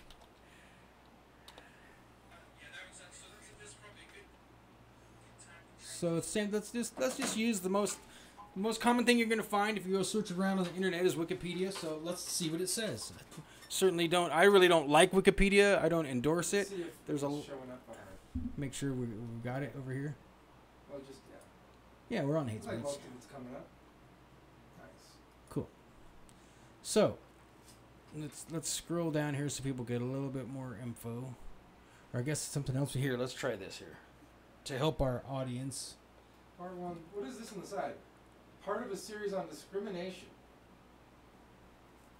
Yeah. General forms, specific forms, social manifestations.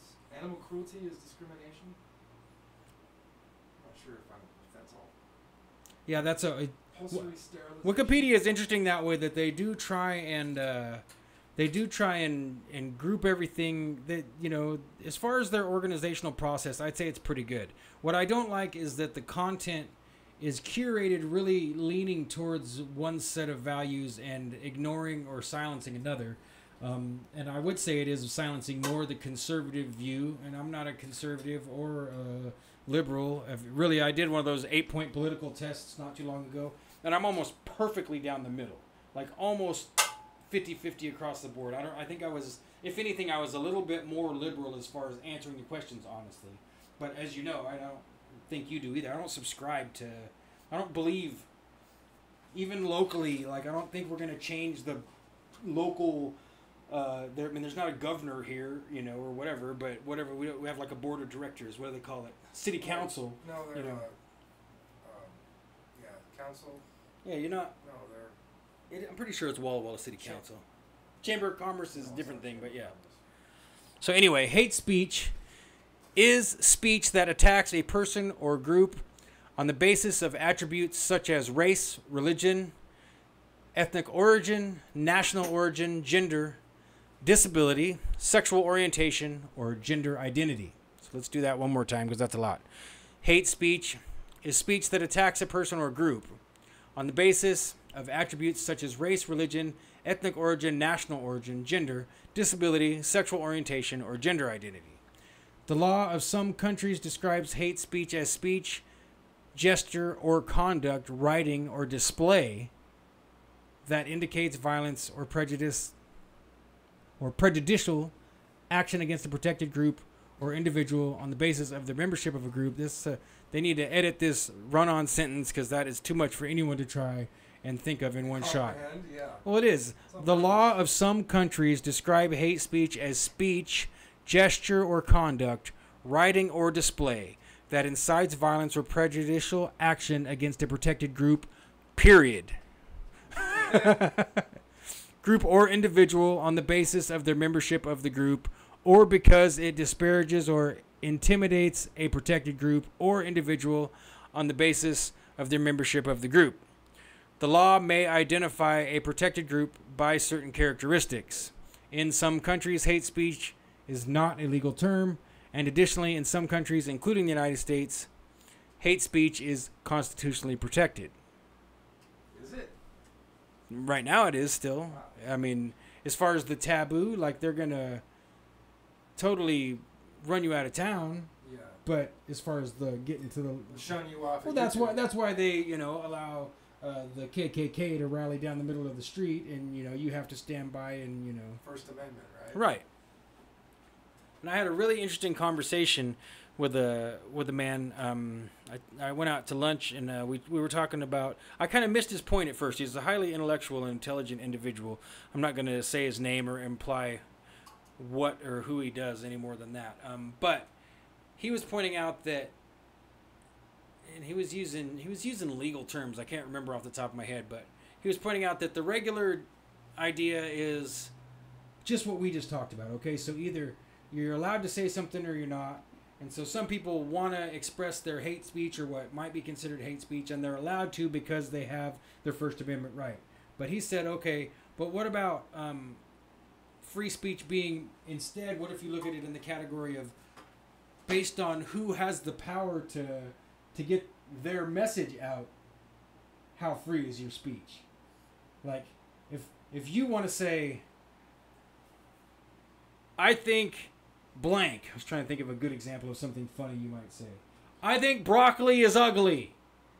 Maybe that's the thing that you think is really important to say. And how much power do you have to say it versus, say, Comcast? Yeah. What if Comcast wants to They have say a huge soapbox. broccoli is ugly? Then everyone's going to know that Comcast thinks broccoli is ugly. Like, almost everyone.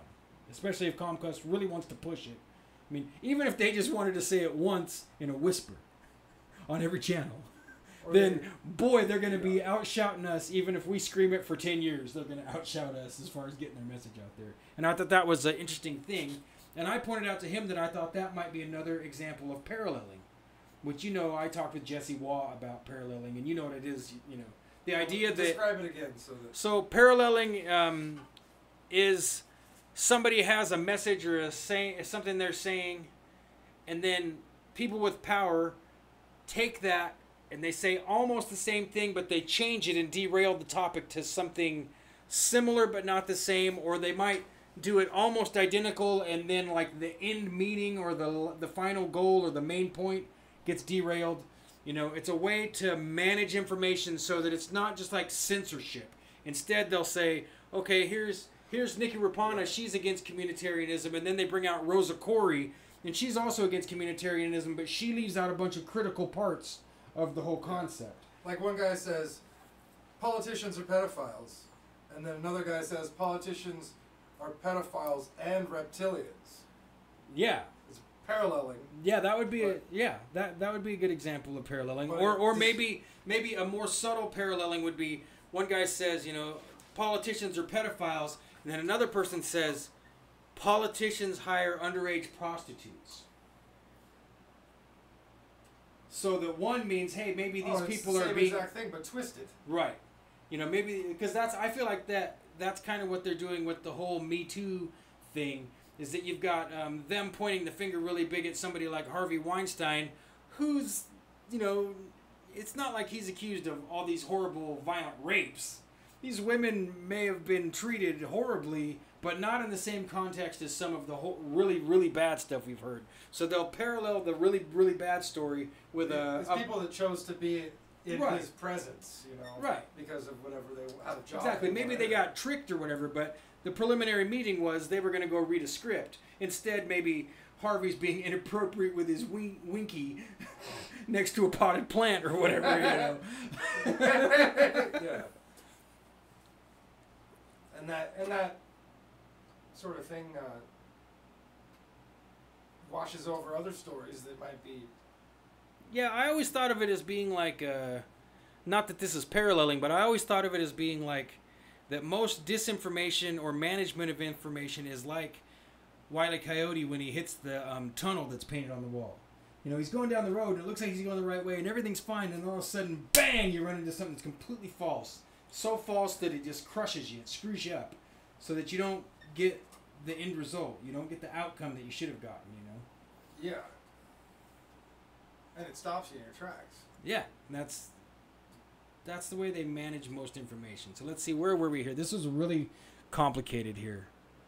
So we made it all the way to hate speech in some countries is constitutionally protected. So some people are allowed to legally protected and have the right to express their hatefulness, which I think is fine. I would much rather people be open about their hatefulness and any evil intentions they have and negative feelings they have than to be forced to hide it. I think that's much worse, personally. Oh, yeah. You know, don't make it so people have to. Causes clandestine. Yeah, you force people to create secret societies that don't even have names. They just all agree that they have things that they would like to say or do that they're not allowed to do, so they have to be very careful about doing it. That's much worse, in my opinion.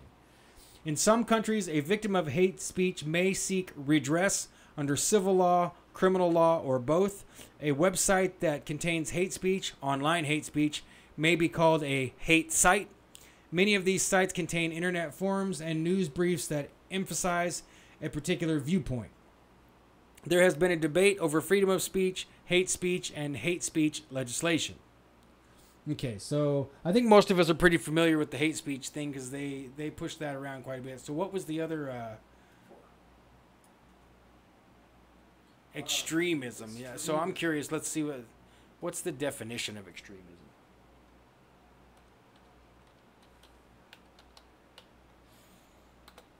Extremism. That's how I say it. Extremism. Are you an extremist? Extremist? Extremist? Extremism. Oh, let's extremism. I've got 7 extremes. You got any extremisms? I don't have any extra. Y'all got any more of them extremisms? Extremisms? Man? Yo, what's up? Wanna buy some streams? Yo, what's up? You want to buy some extremes? Extremes! Get your extremes! Left, right, up, down, center, extremes. It's an excellent stream for that. Oh, what's going on here? Are you having a phone? Oh, I just saw a message and I always have to be at least somewhat careful. So, especially when talking about extremism. So, extremism means literally the quality or state of being extreme, or the advocacy of extreme measures or views. I cannot believe Wikipedia says nowadays. I am offended. Nowadays. I am deeply offended by the word nowadays when used in any, like, you just shot the whole bottom out from underneath your foundation for me. Let's put 3 words together and make up a new word. Nowadays is what a 7th grader said in the 80s. Yeah. It's not. They got in trouble for starting their paper with. I'm because. such an extremist with grammar that I would make nowadays hate speech. Because nowadays. I mean, if it was up to me, nowadays using the word would be hate speech against everyone. That's. Like saying. Like if nowadays was a culture, I would be xenophobic of it. Anyhow. Anyways, nowadays. Anyways, nowadays. So. Cause. I would use currently here instead. Extremism means literally the quality or state of being extreme, or the advocacy of extreme measures or views. Can we Currently, change Wikipedia? You can, but don't do it. Should we do that right now? You can't. It's such a. I wouldn't recommend it. Have you ever? I'm going to go ahead and read it like it is. Nowadays, the term is mostly used in a political or religious sense to refer to an ideology that is considered by the speaker or by some implied shared social consensus to be far outside the acceptable mainstream attitudes of society. This entry is written horribly. Whoever wrote it... Can we check Wikipedia and see if there's an entry for nowadays? Oh, yeah, sure. Just out of curiosity. I think we all know what extremism is nowadays. There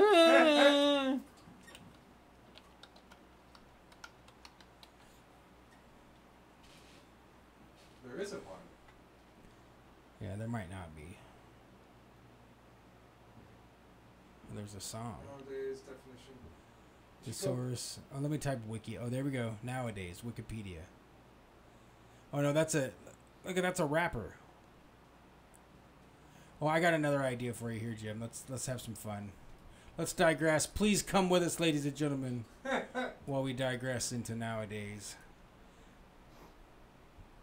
One of Sean's. If you go back to that Wikipedia here we page, go. you can search Wikipedia. Oh, that's true. Just go back one. I gotta move this over. There you go. See up there, yeah. What an idea, Jim. What an idea.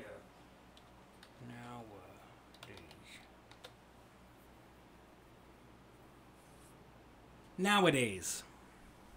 It's a single by an American rapper. Yeah. Lil Skies. What is up with these rappers all with the prefix Lil moniker? Lil? Did it start with Lil Wayne? There's probably some Lils before. Can I be Lil Lil? Lil Ill? Lil Lil. Lil Lil? Lil Lil. Wasn't there already an ill? A Lil Ill? Can I be Lil SB? Lil SB? Or I would be Lil MCSB. Because MCSB is my rapper name. I'm MCSB. Don't you have to have like Birdman nickname you Lil? I ain't never Birdman do nothing. Y'all mean? Yeah. Now y'all mean I could total. Lil Yamin? Lil y'all mean? Lil y'all mean was eating them some ramen nowadays. Nowadays. Yeah, there's no entry, so let's have a little more fun. Let's continue to digress. Stay with us, folks. All four of you.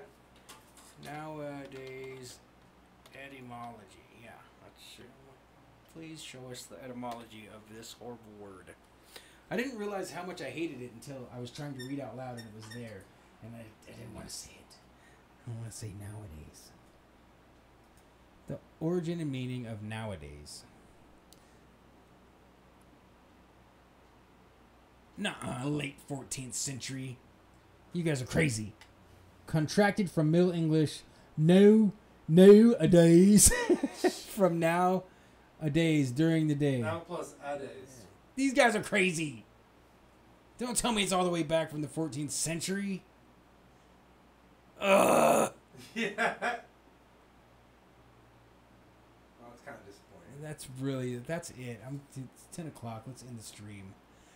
Oh, look. Bujadine is here. He says Big little smalls. Big little smalls. Well, let's go back to extremism now, I guess. Now that we've got... Nowadays actually comes all the way from the 14th century.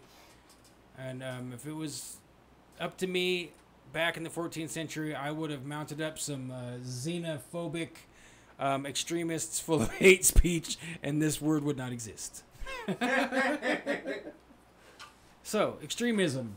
Extremism means literally the quality or state of being extreme. Like, totally extreme, bro. Or the advocacy of extreme measures or views. Like, so what would be an extreme measure? I think we should cut off the peepee. No, that's low quality extreme measure. We need a high quality extreme measure. I think we should coat the entire house in gold. That's pretty high quality. It's pretty extreme. Yeah. And extreme. I think we should smash the diamond on her finger. That's extremism. But she's dead. I know. Okay.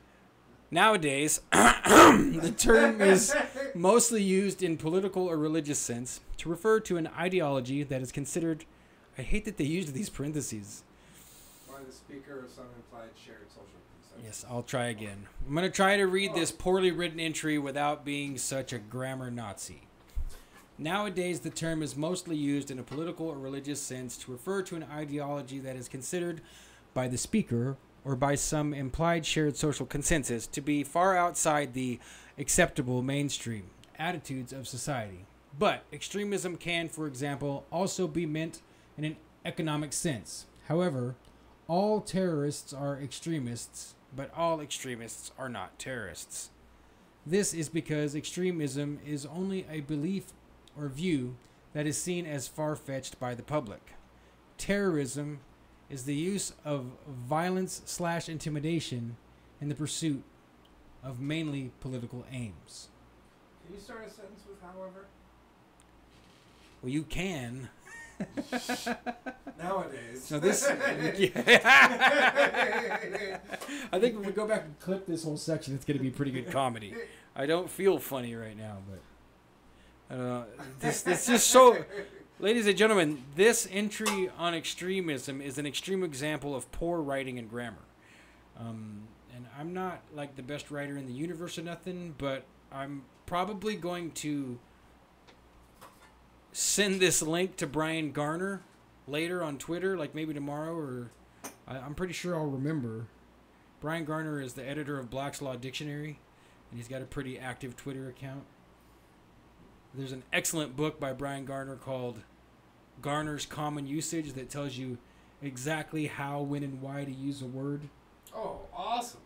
Is that a big book that's hard to... Well, the beautiful thing is you can buy it as an app on your phone. Oh, cool. That you just get the answer. And so, like, what he'll do is he'll give an entry of something like, let's see, like, however. Yeah, I'm gonna have to ask him about nowadays and see if he'll answer me. He's really active on Twitter, so I think it's pretty awesome. Like, the guy who edits the Black's Law Dictionary, it's like, you can tweet to him and he'll be like, oh, I think this or that. Like that's crazy, right? You know. And he's really funny and good too. I mean, like he knows that he's like probably the top word nerd in the United States of America, so he wears that badge with pride. He's like, yes, I know how to say it correctly, and you don't. I wrote the book on saying it yeah, correctly. you want to know how I know? Because when a judge isn't sure, he reads the book I wrote about it. That's how I know. And I'm all week giving classes to lawyers about exactly how to write their briefs so the guy either goes free or goes to jail. So, the term extremism is usually meant to be pejorative. That is, to express strong disapproval. However, it may also be used in a more academic, purely descriptive, non-condemning sense.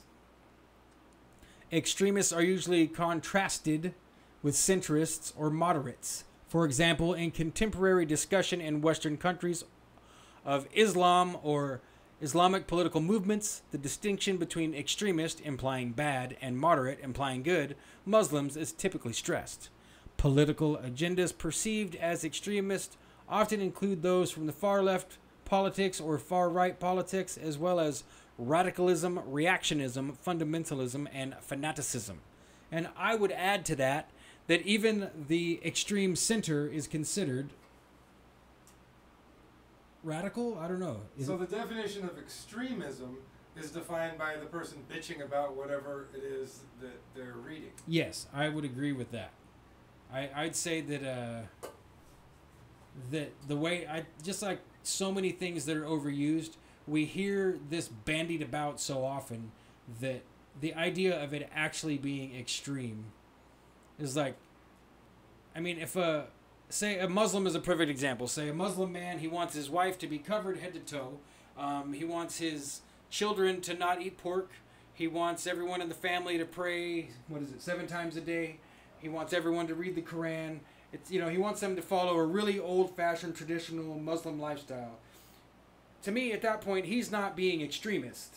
Yeah, I would... He's just an old-fashioned, traditional, hardline Muslim who, kind of like E. Michael Jones. I'm sure E. Michael Jones is very strictly Catholic. You got to do all these things. His wife's not allowed to wear a low-cut shirt or whatever, right? So just... Now, when that Muslim man then picks up an AK-47 and it says, along with all of that, I also think we should shoot these people to death. Now he's being an extremist, in my opinion. But Agreed. prior to that, I would not call it an extremist. He's just conservative, you know, as opposed to. I mean, I'm sure there are liberal and conservative in every category, and I mean the definitions of the word, not the political definition. Is conservatism falling closer and closer toward extremism? Well, it's definitely being portrayed that way. Yeah. Well, I mean, how does it fall in there? Somebody has to imply it or say that it is. Because I mean that's the way they act about JF, Andy Worski, Baked Alaska. They call Baked Alaska a neo-Nazi. Oh, Like really? if you go look at the news articles and stuff, and to me it's like, no, Baked Alaska's just a dumbass. He's not a neo-Nazi. Yeah. He's a person who feels invisible if no one's paying attention to him. So he's saying. He's anything as Touchy long as things. you'll pay attention to him so he feels alive. That's not extreme, that's insecure.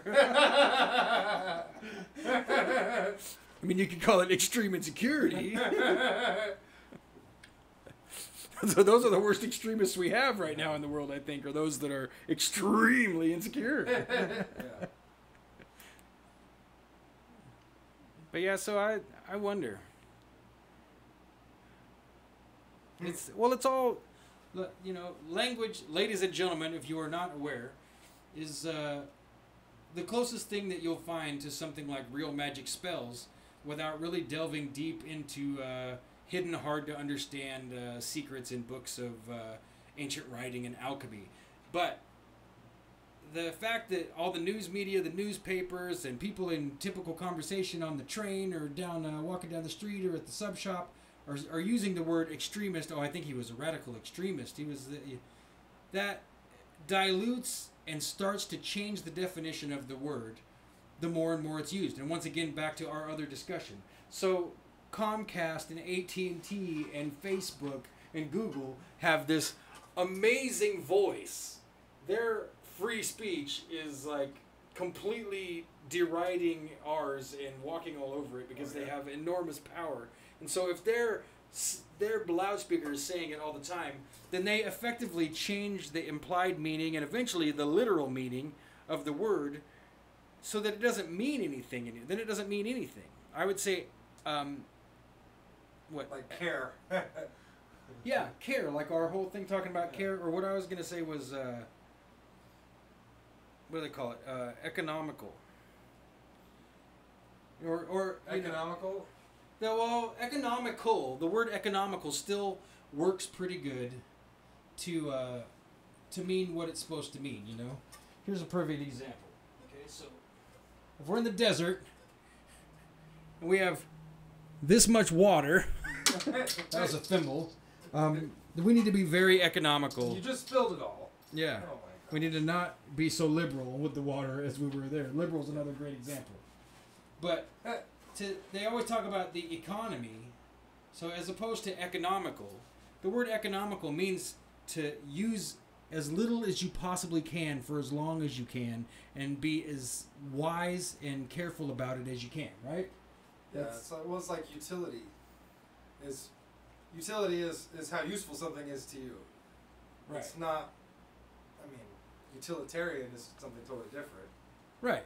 So when they say, Economical. how's the economy doing, the economy has nothing to do with people being economical. Our economy is based on making lots of stuff and selling as much of it as we can to keep the numbers... gross profit. Yeah, to keep the numbers fudged in such a way that everybody gets more money. But the end outcome is that, like, well, we hope that you can't keep that working for too long because we need you to throw it away and buy another one, which is the opposite of economical. Economical, yeah. And the same thing, you know, so is the same thing happening to the word extremist? I mean, Jesus was an extremist, right? Oh yeah, I'd say. But if you say that, people are gonna... People think machine guns in his hands. Right, exactly. Jesus the extremist doesn't... It nowadays... Oh,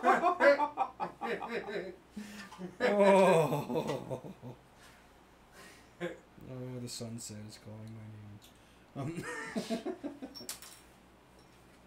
Oh, that made me mad. That was my train of thought. Nowadays. Clear as you please. Strapped with protection, or strapped with disease. Nowadays, it's clear as you please. I guess we're gonna have to stop. Just stop now. I said nowadays, I quit. But since we already have something up here, we can. You want to switch it back to the? I was thinking that maybe we'll put some lyrics. To the regular. Oh, lyrics. I don't know what to. What should we play? We should play that Lil Wayne song. Oh no! I don't want to do that. Jim, why are you so hard on me? Yeah, I think you're right. Let's just go back to this.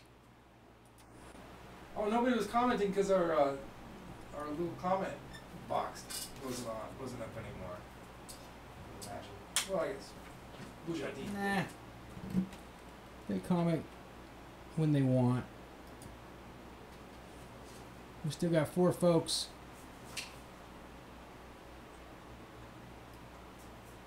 How you guys doing out there? You guys want to hear a song? Does one more music or? Doesn't really matter, does it? Cause conspiracy class. Let's see. Let's look at the set list.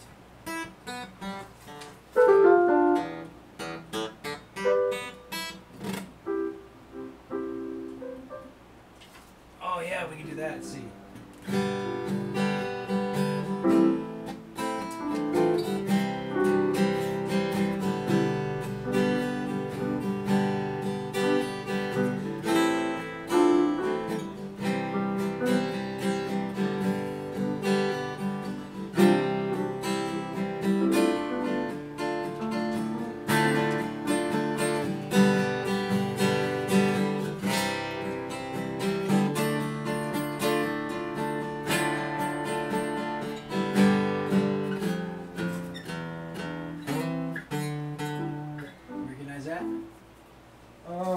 Was kind of starting to.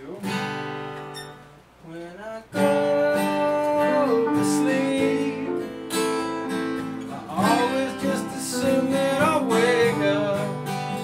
When I start the day, know that I will see you again. You know that you and me make so many hundreds of dollars.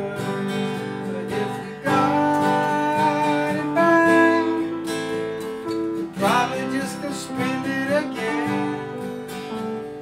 When we die, they're gonna turn the sun to robots, and we'll stay alive for the next 100,000 years.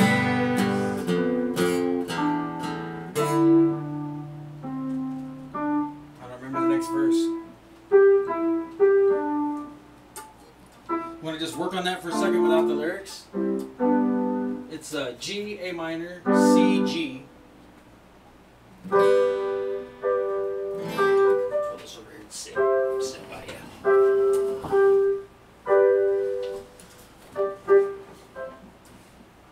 I've been sitting in front of my computer like this. I kind of like it. Are you showing up?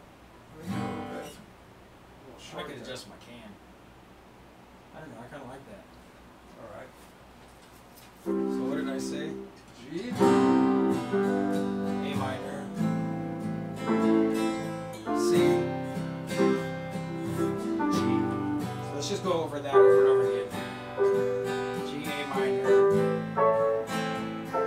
C. G.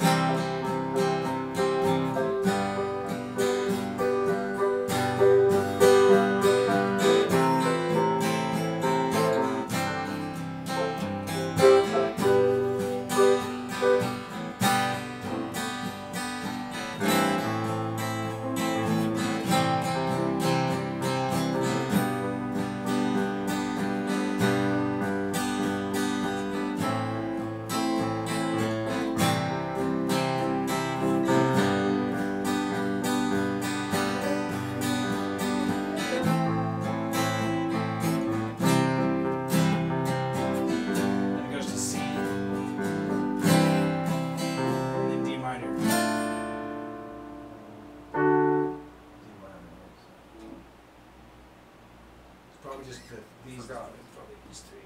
Oh, these ones, yeah. Like a C. And it stays on D minor. And then G. And then back again. So it's C, D minor. Oh, you're not going to the beginning. No, because we went over the beginning. Usually that's how I like to rehearse something. Like do it a bunch of times. You do the break it into the two. Yeah, and then we'll put them together afterwards. So. Well, I think I'm ready. Okay, 1 and 2 and 3 and 4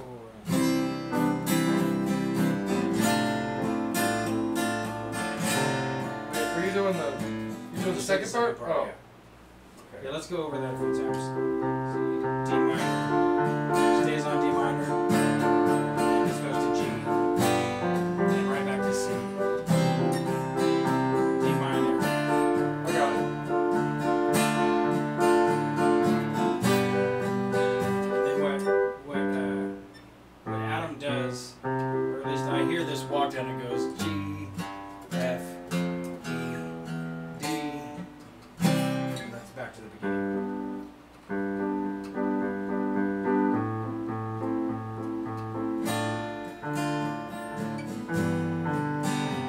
Yeah, see?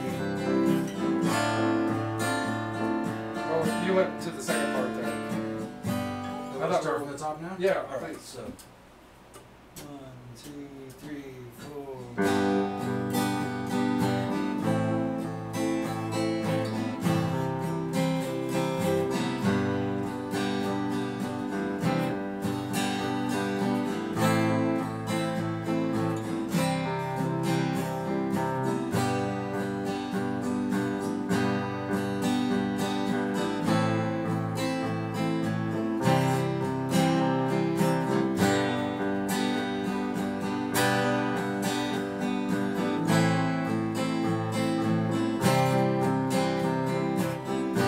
Change.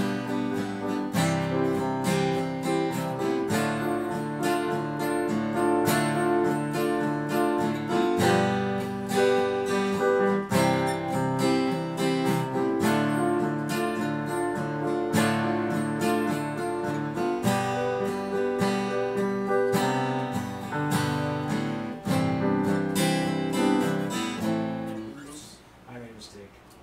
Yeah, I went back to the beginning. Yeah, I did everything right, but then I went back to The second one. again. C when it wouldn't. Well, I just started with the wrong chords, so. It's okay. Oh no, that's what learning. It's okay, buddy. Hey, thanks, man. I'm sorry. Sounds good. Do you know the words? Kind of.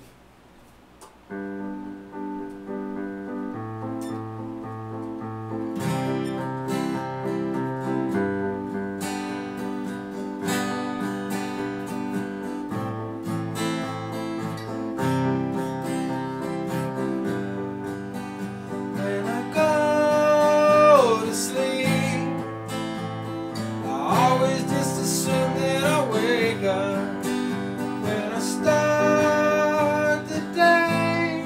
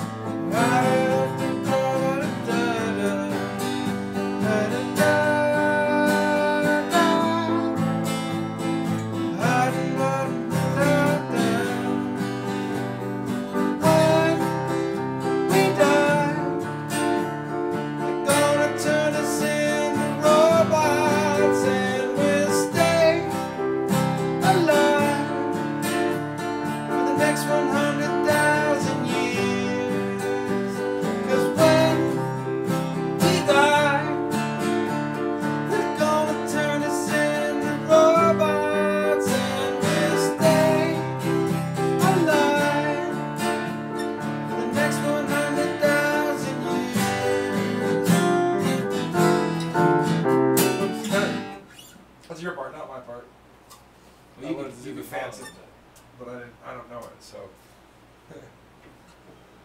it's a good song. I agree. Closing this thing down to 3 watching. Down to 3. Yeah, everyone, when we get down to just 3 people, that's when we give out the prizes. I'm glad you guys are stuck around. Just go ahead and type your name, home address, and credit card information into the chat box, and we will add to your credit card balance. That includes either paying off whatever debt you have outstanding, or if you're at 0, we actually put a credit on your account. So that sounds a little bit extreme. Yeah, but that's what we do here. We prize extremism here at RX Only Picture Show. Oh, we got 4 watching now. Yep. Just bumped out. Oh man. Let's see what else is on the list. Oh, did you ever practice this one enough to do it? Like, Which song?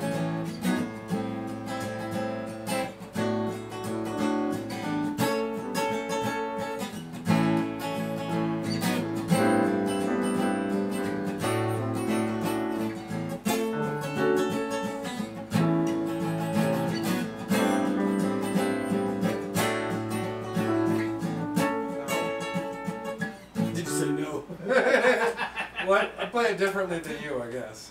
Oh, are you playing what? Are you playing a different key? I don't know. I think I just played. I don't remember.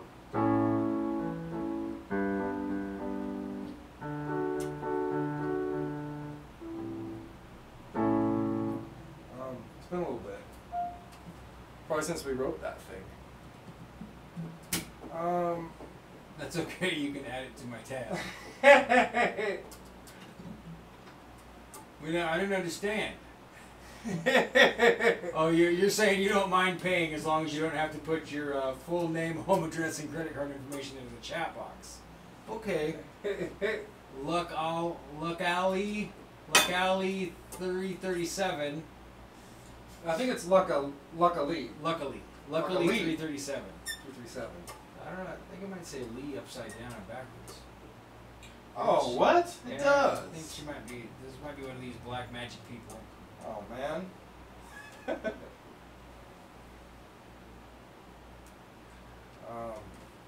What else? What else do we know?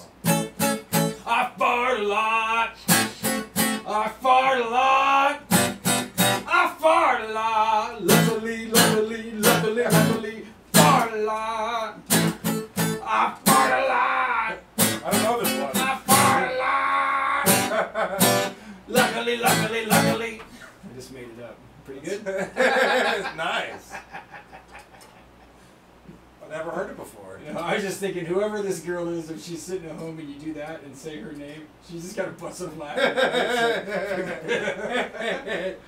Poor girl. Whoever she is.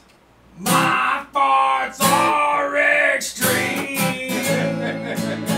My farts are extremely extreme. They really are. Like, I could fart outside in the cold, in the wind, and it still stinks. To me, that defies the laws of. To me, that's proof that particle physics is a lie. My fart particles are just like, what? Like what? What? We're supposed to blow away, right? No. No. Bind to your clothes. We're supposed to stink less when it's cold, right? No. You need to talk to your ancestors, son. Find out about what your gut biome is with vacuum. So I was trying to think. Let's see. Something else to. Oh, the chords for particle target aren't up there. The particle target now. Look at the particle target now. Look at the particle target. And for all you ruin the experiment, maybe I'll find the Higgs boson. Maybe we'll find the lepton. Maybe we'll find the zero. We'll just have to wait.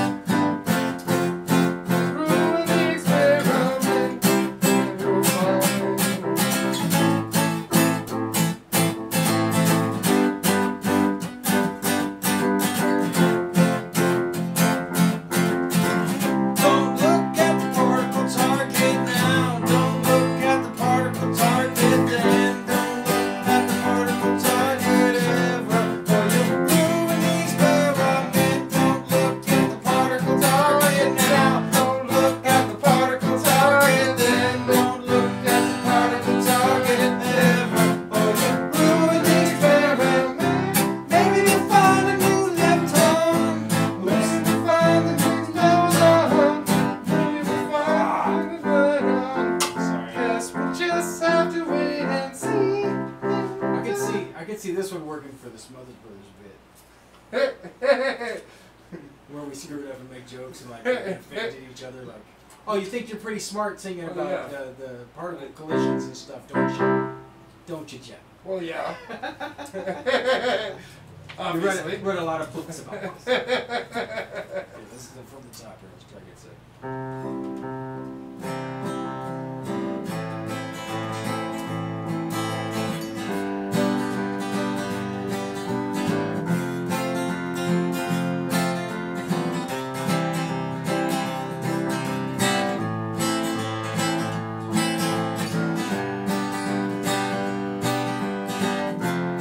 Give us a like so we can have 3, please. Don't look at the particle target now. Don't look at the particle target then. Don't look at the particle target ever, or you'll ruin the experiment.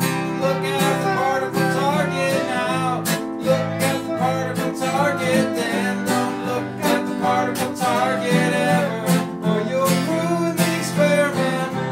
Maybe they'll find the Higgs boson.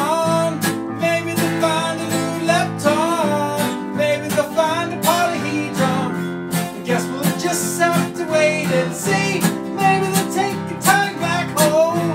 Maybe they'll create a white hole. Maybe they'll create a rainbow hole. Or it'll be a galaxy. Look at the particle target. Fuck you! Look at the particle target then. Look at the particle target.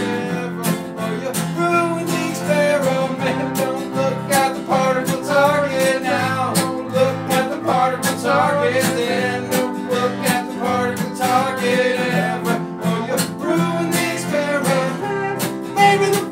Higgs boson. Maybe they'll find a new lepton. Maybe they'll find a polyhedron. I guess you will just have to wait and see. Maybe they'll make a tiny black hole. Maybe they'll create a white hole. Maybe they'll create a rainbow hole, and it'll devour our lovely. Look at the particle target now. Don't look at the particle target then. Don't look at the particle target ever. We'll ruin the experiment. I wonder if is there a harmony we could work out there? Out of harm's way. Out of harmony's way. Out of harmony's way. It'll create a rainbow hole and it'll devour our luckily. I'd say that's pretty unlucky. Hey, we got a like. We did! Woohoo! Nice! Whoa. Don't fall down.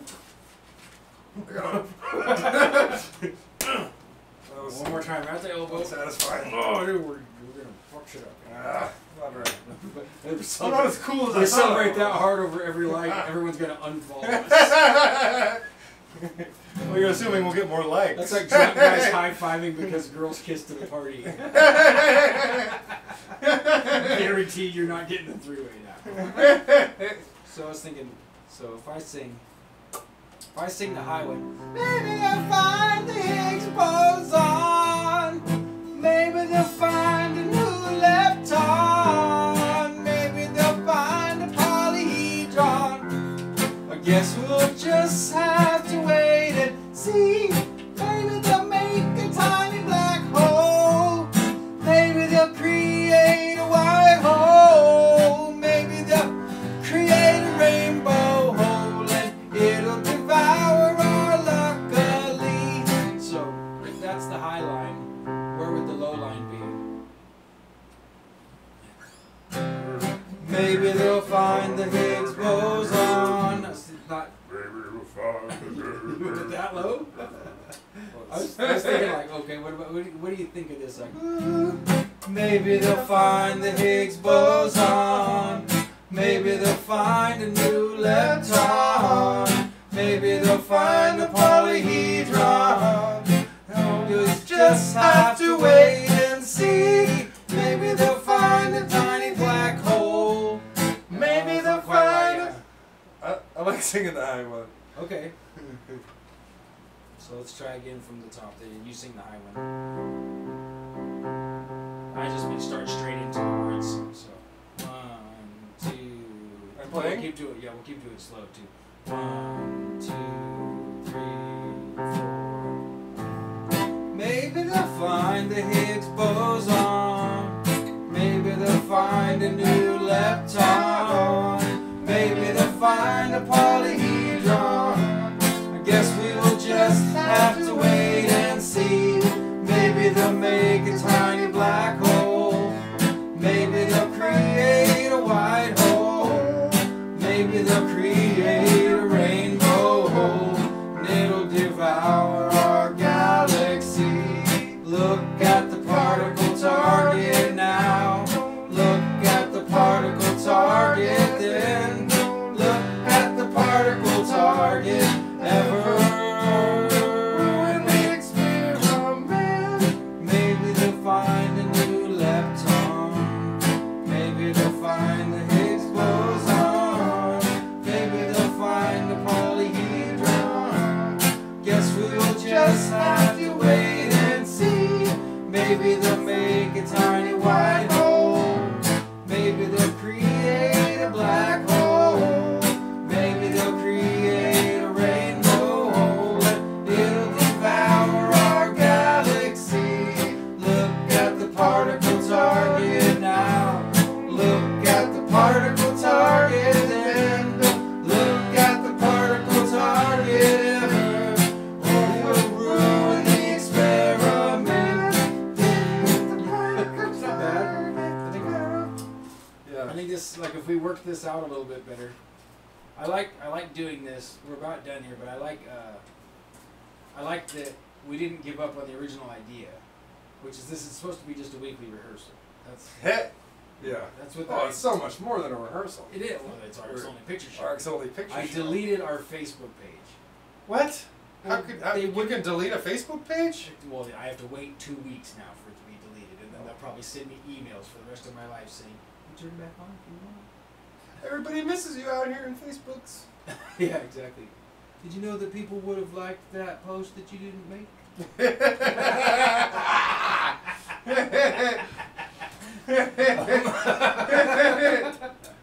But We're up to 5.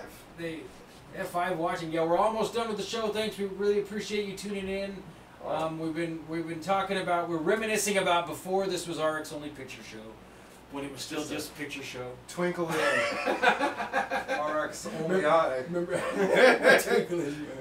when it was Only Picture Show? Seems so long ago. Um, Oh, we lost one. Damn it. That's probably me. But yeah, whatever. Like Thomas the Train is rolling off the track there.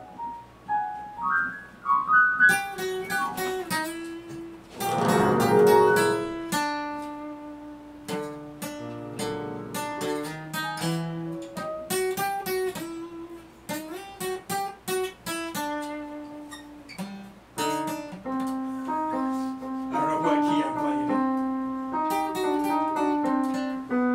in. Oops. Where was it?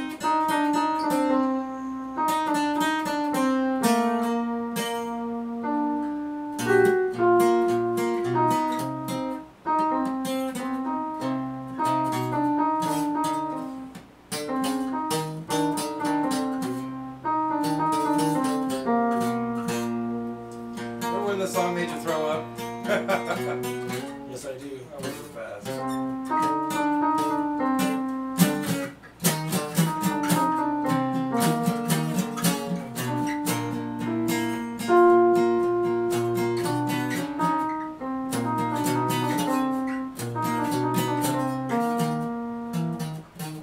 It's called Sean's According.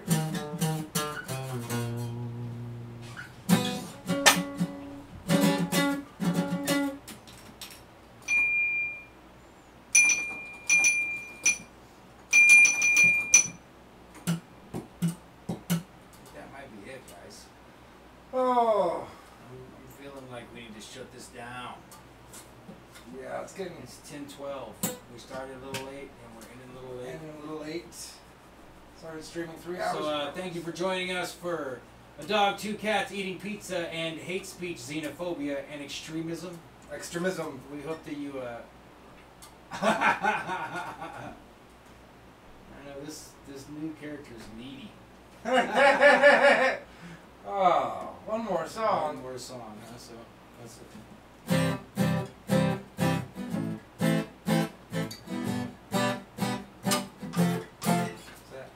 Hold on.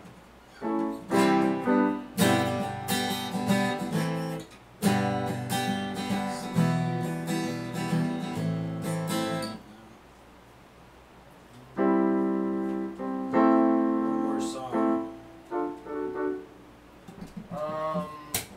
What do we know?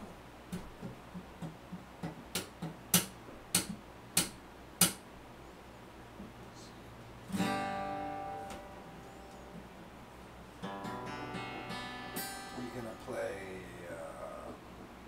Uncle Lisa Loved Me. She died. No, I don't want to play that one. Are we going to play something that you're not going to accompany me on? Well, I was trying to think of something that something we both know we here. both know. Just, I mean, something that at least we can tinker with or get through. Because I know we don't have like a jillion songs memorized together yet. I'm sure I could wing it. Well, depending on what you're playing, I guess.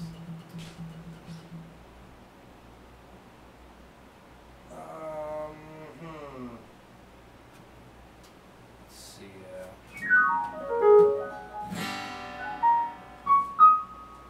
Let's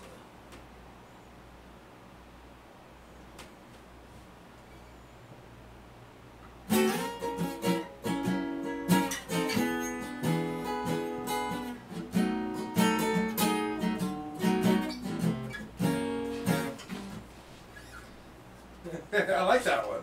So I'll play that, and you don't have to accompany me. That's right. So Well, I'll be right here. Feel like you got company. we can do this. No, It'd be annoying though. I'm just For gonna. you, I mean, it sucked to have to keep doing that over. All right. It's a little loud. 1, 2, 3, and 4.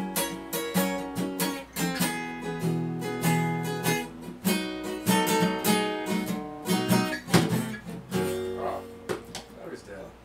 Oh, weird. I thought like a string broke, but no string broke. 'Cause the guitar like relaxed. So, all right, one more time from the top. Last song of the night. We're gonna cut this thing off. This is a really old song by an extremist, xenophobic, hate-speaking black man named Robert Johnson.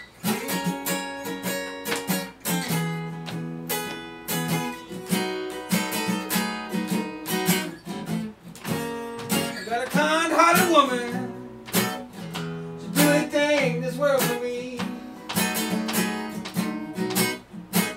Well, I got a kind-hearted woman. She do anything this world for me. Woo, but these evil-hearted women, they just won't let me be. I love my baby. My baby don't love me. I love my baby. Ooh, my baby don't love me. Oh, but I do love that woman. Can't seem to let her be. But there ain't but just one thing that'll cause Mr. Algiers to drink. It's worrying about how you treat me, baby. Makes me wanna say, oh, please. My life don't seem the same. And it breaks my heart when you call me Mr. So-and-so's name. I got a kind-hearted woman, like it's evil all the time. I got a kind-hearted woman, she practices evil all the time. You wish to kill me, simply to have it on your mind.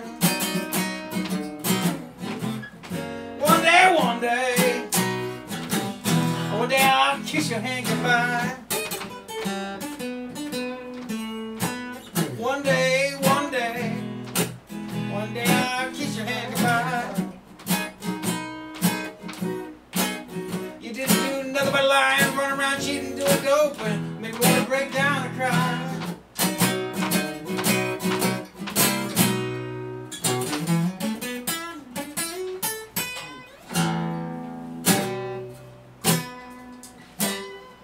Thank you. Woo! And that's a showstopper, ladies and gentlemen. You can't follow that, boy. Wow. And pizza.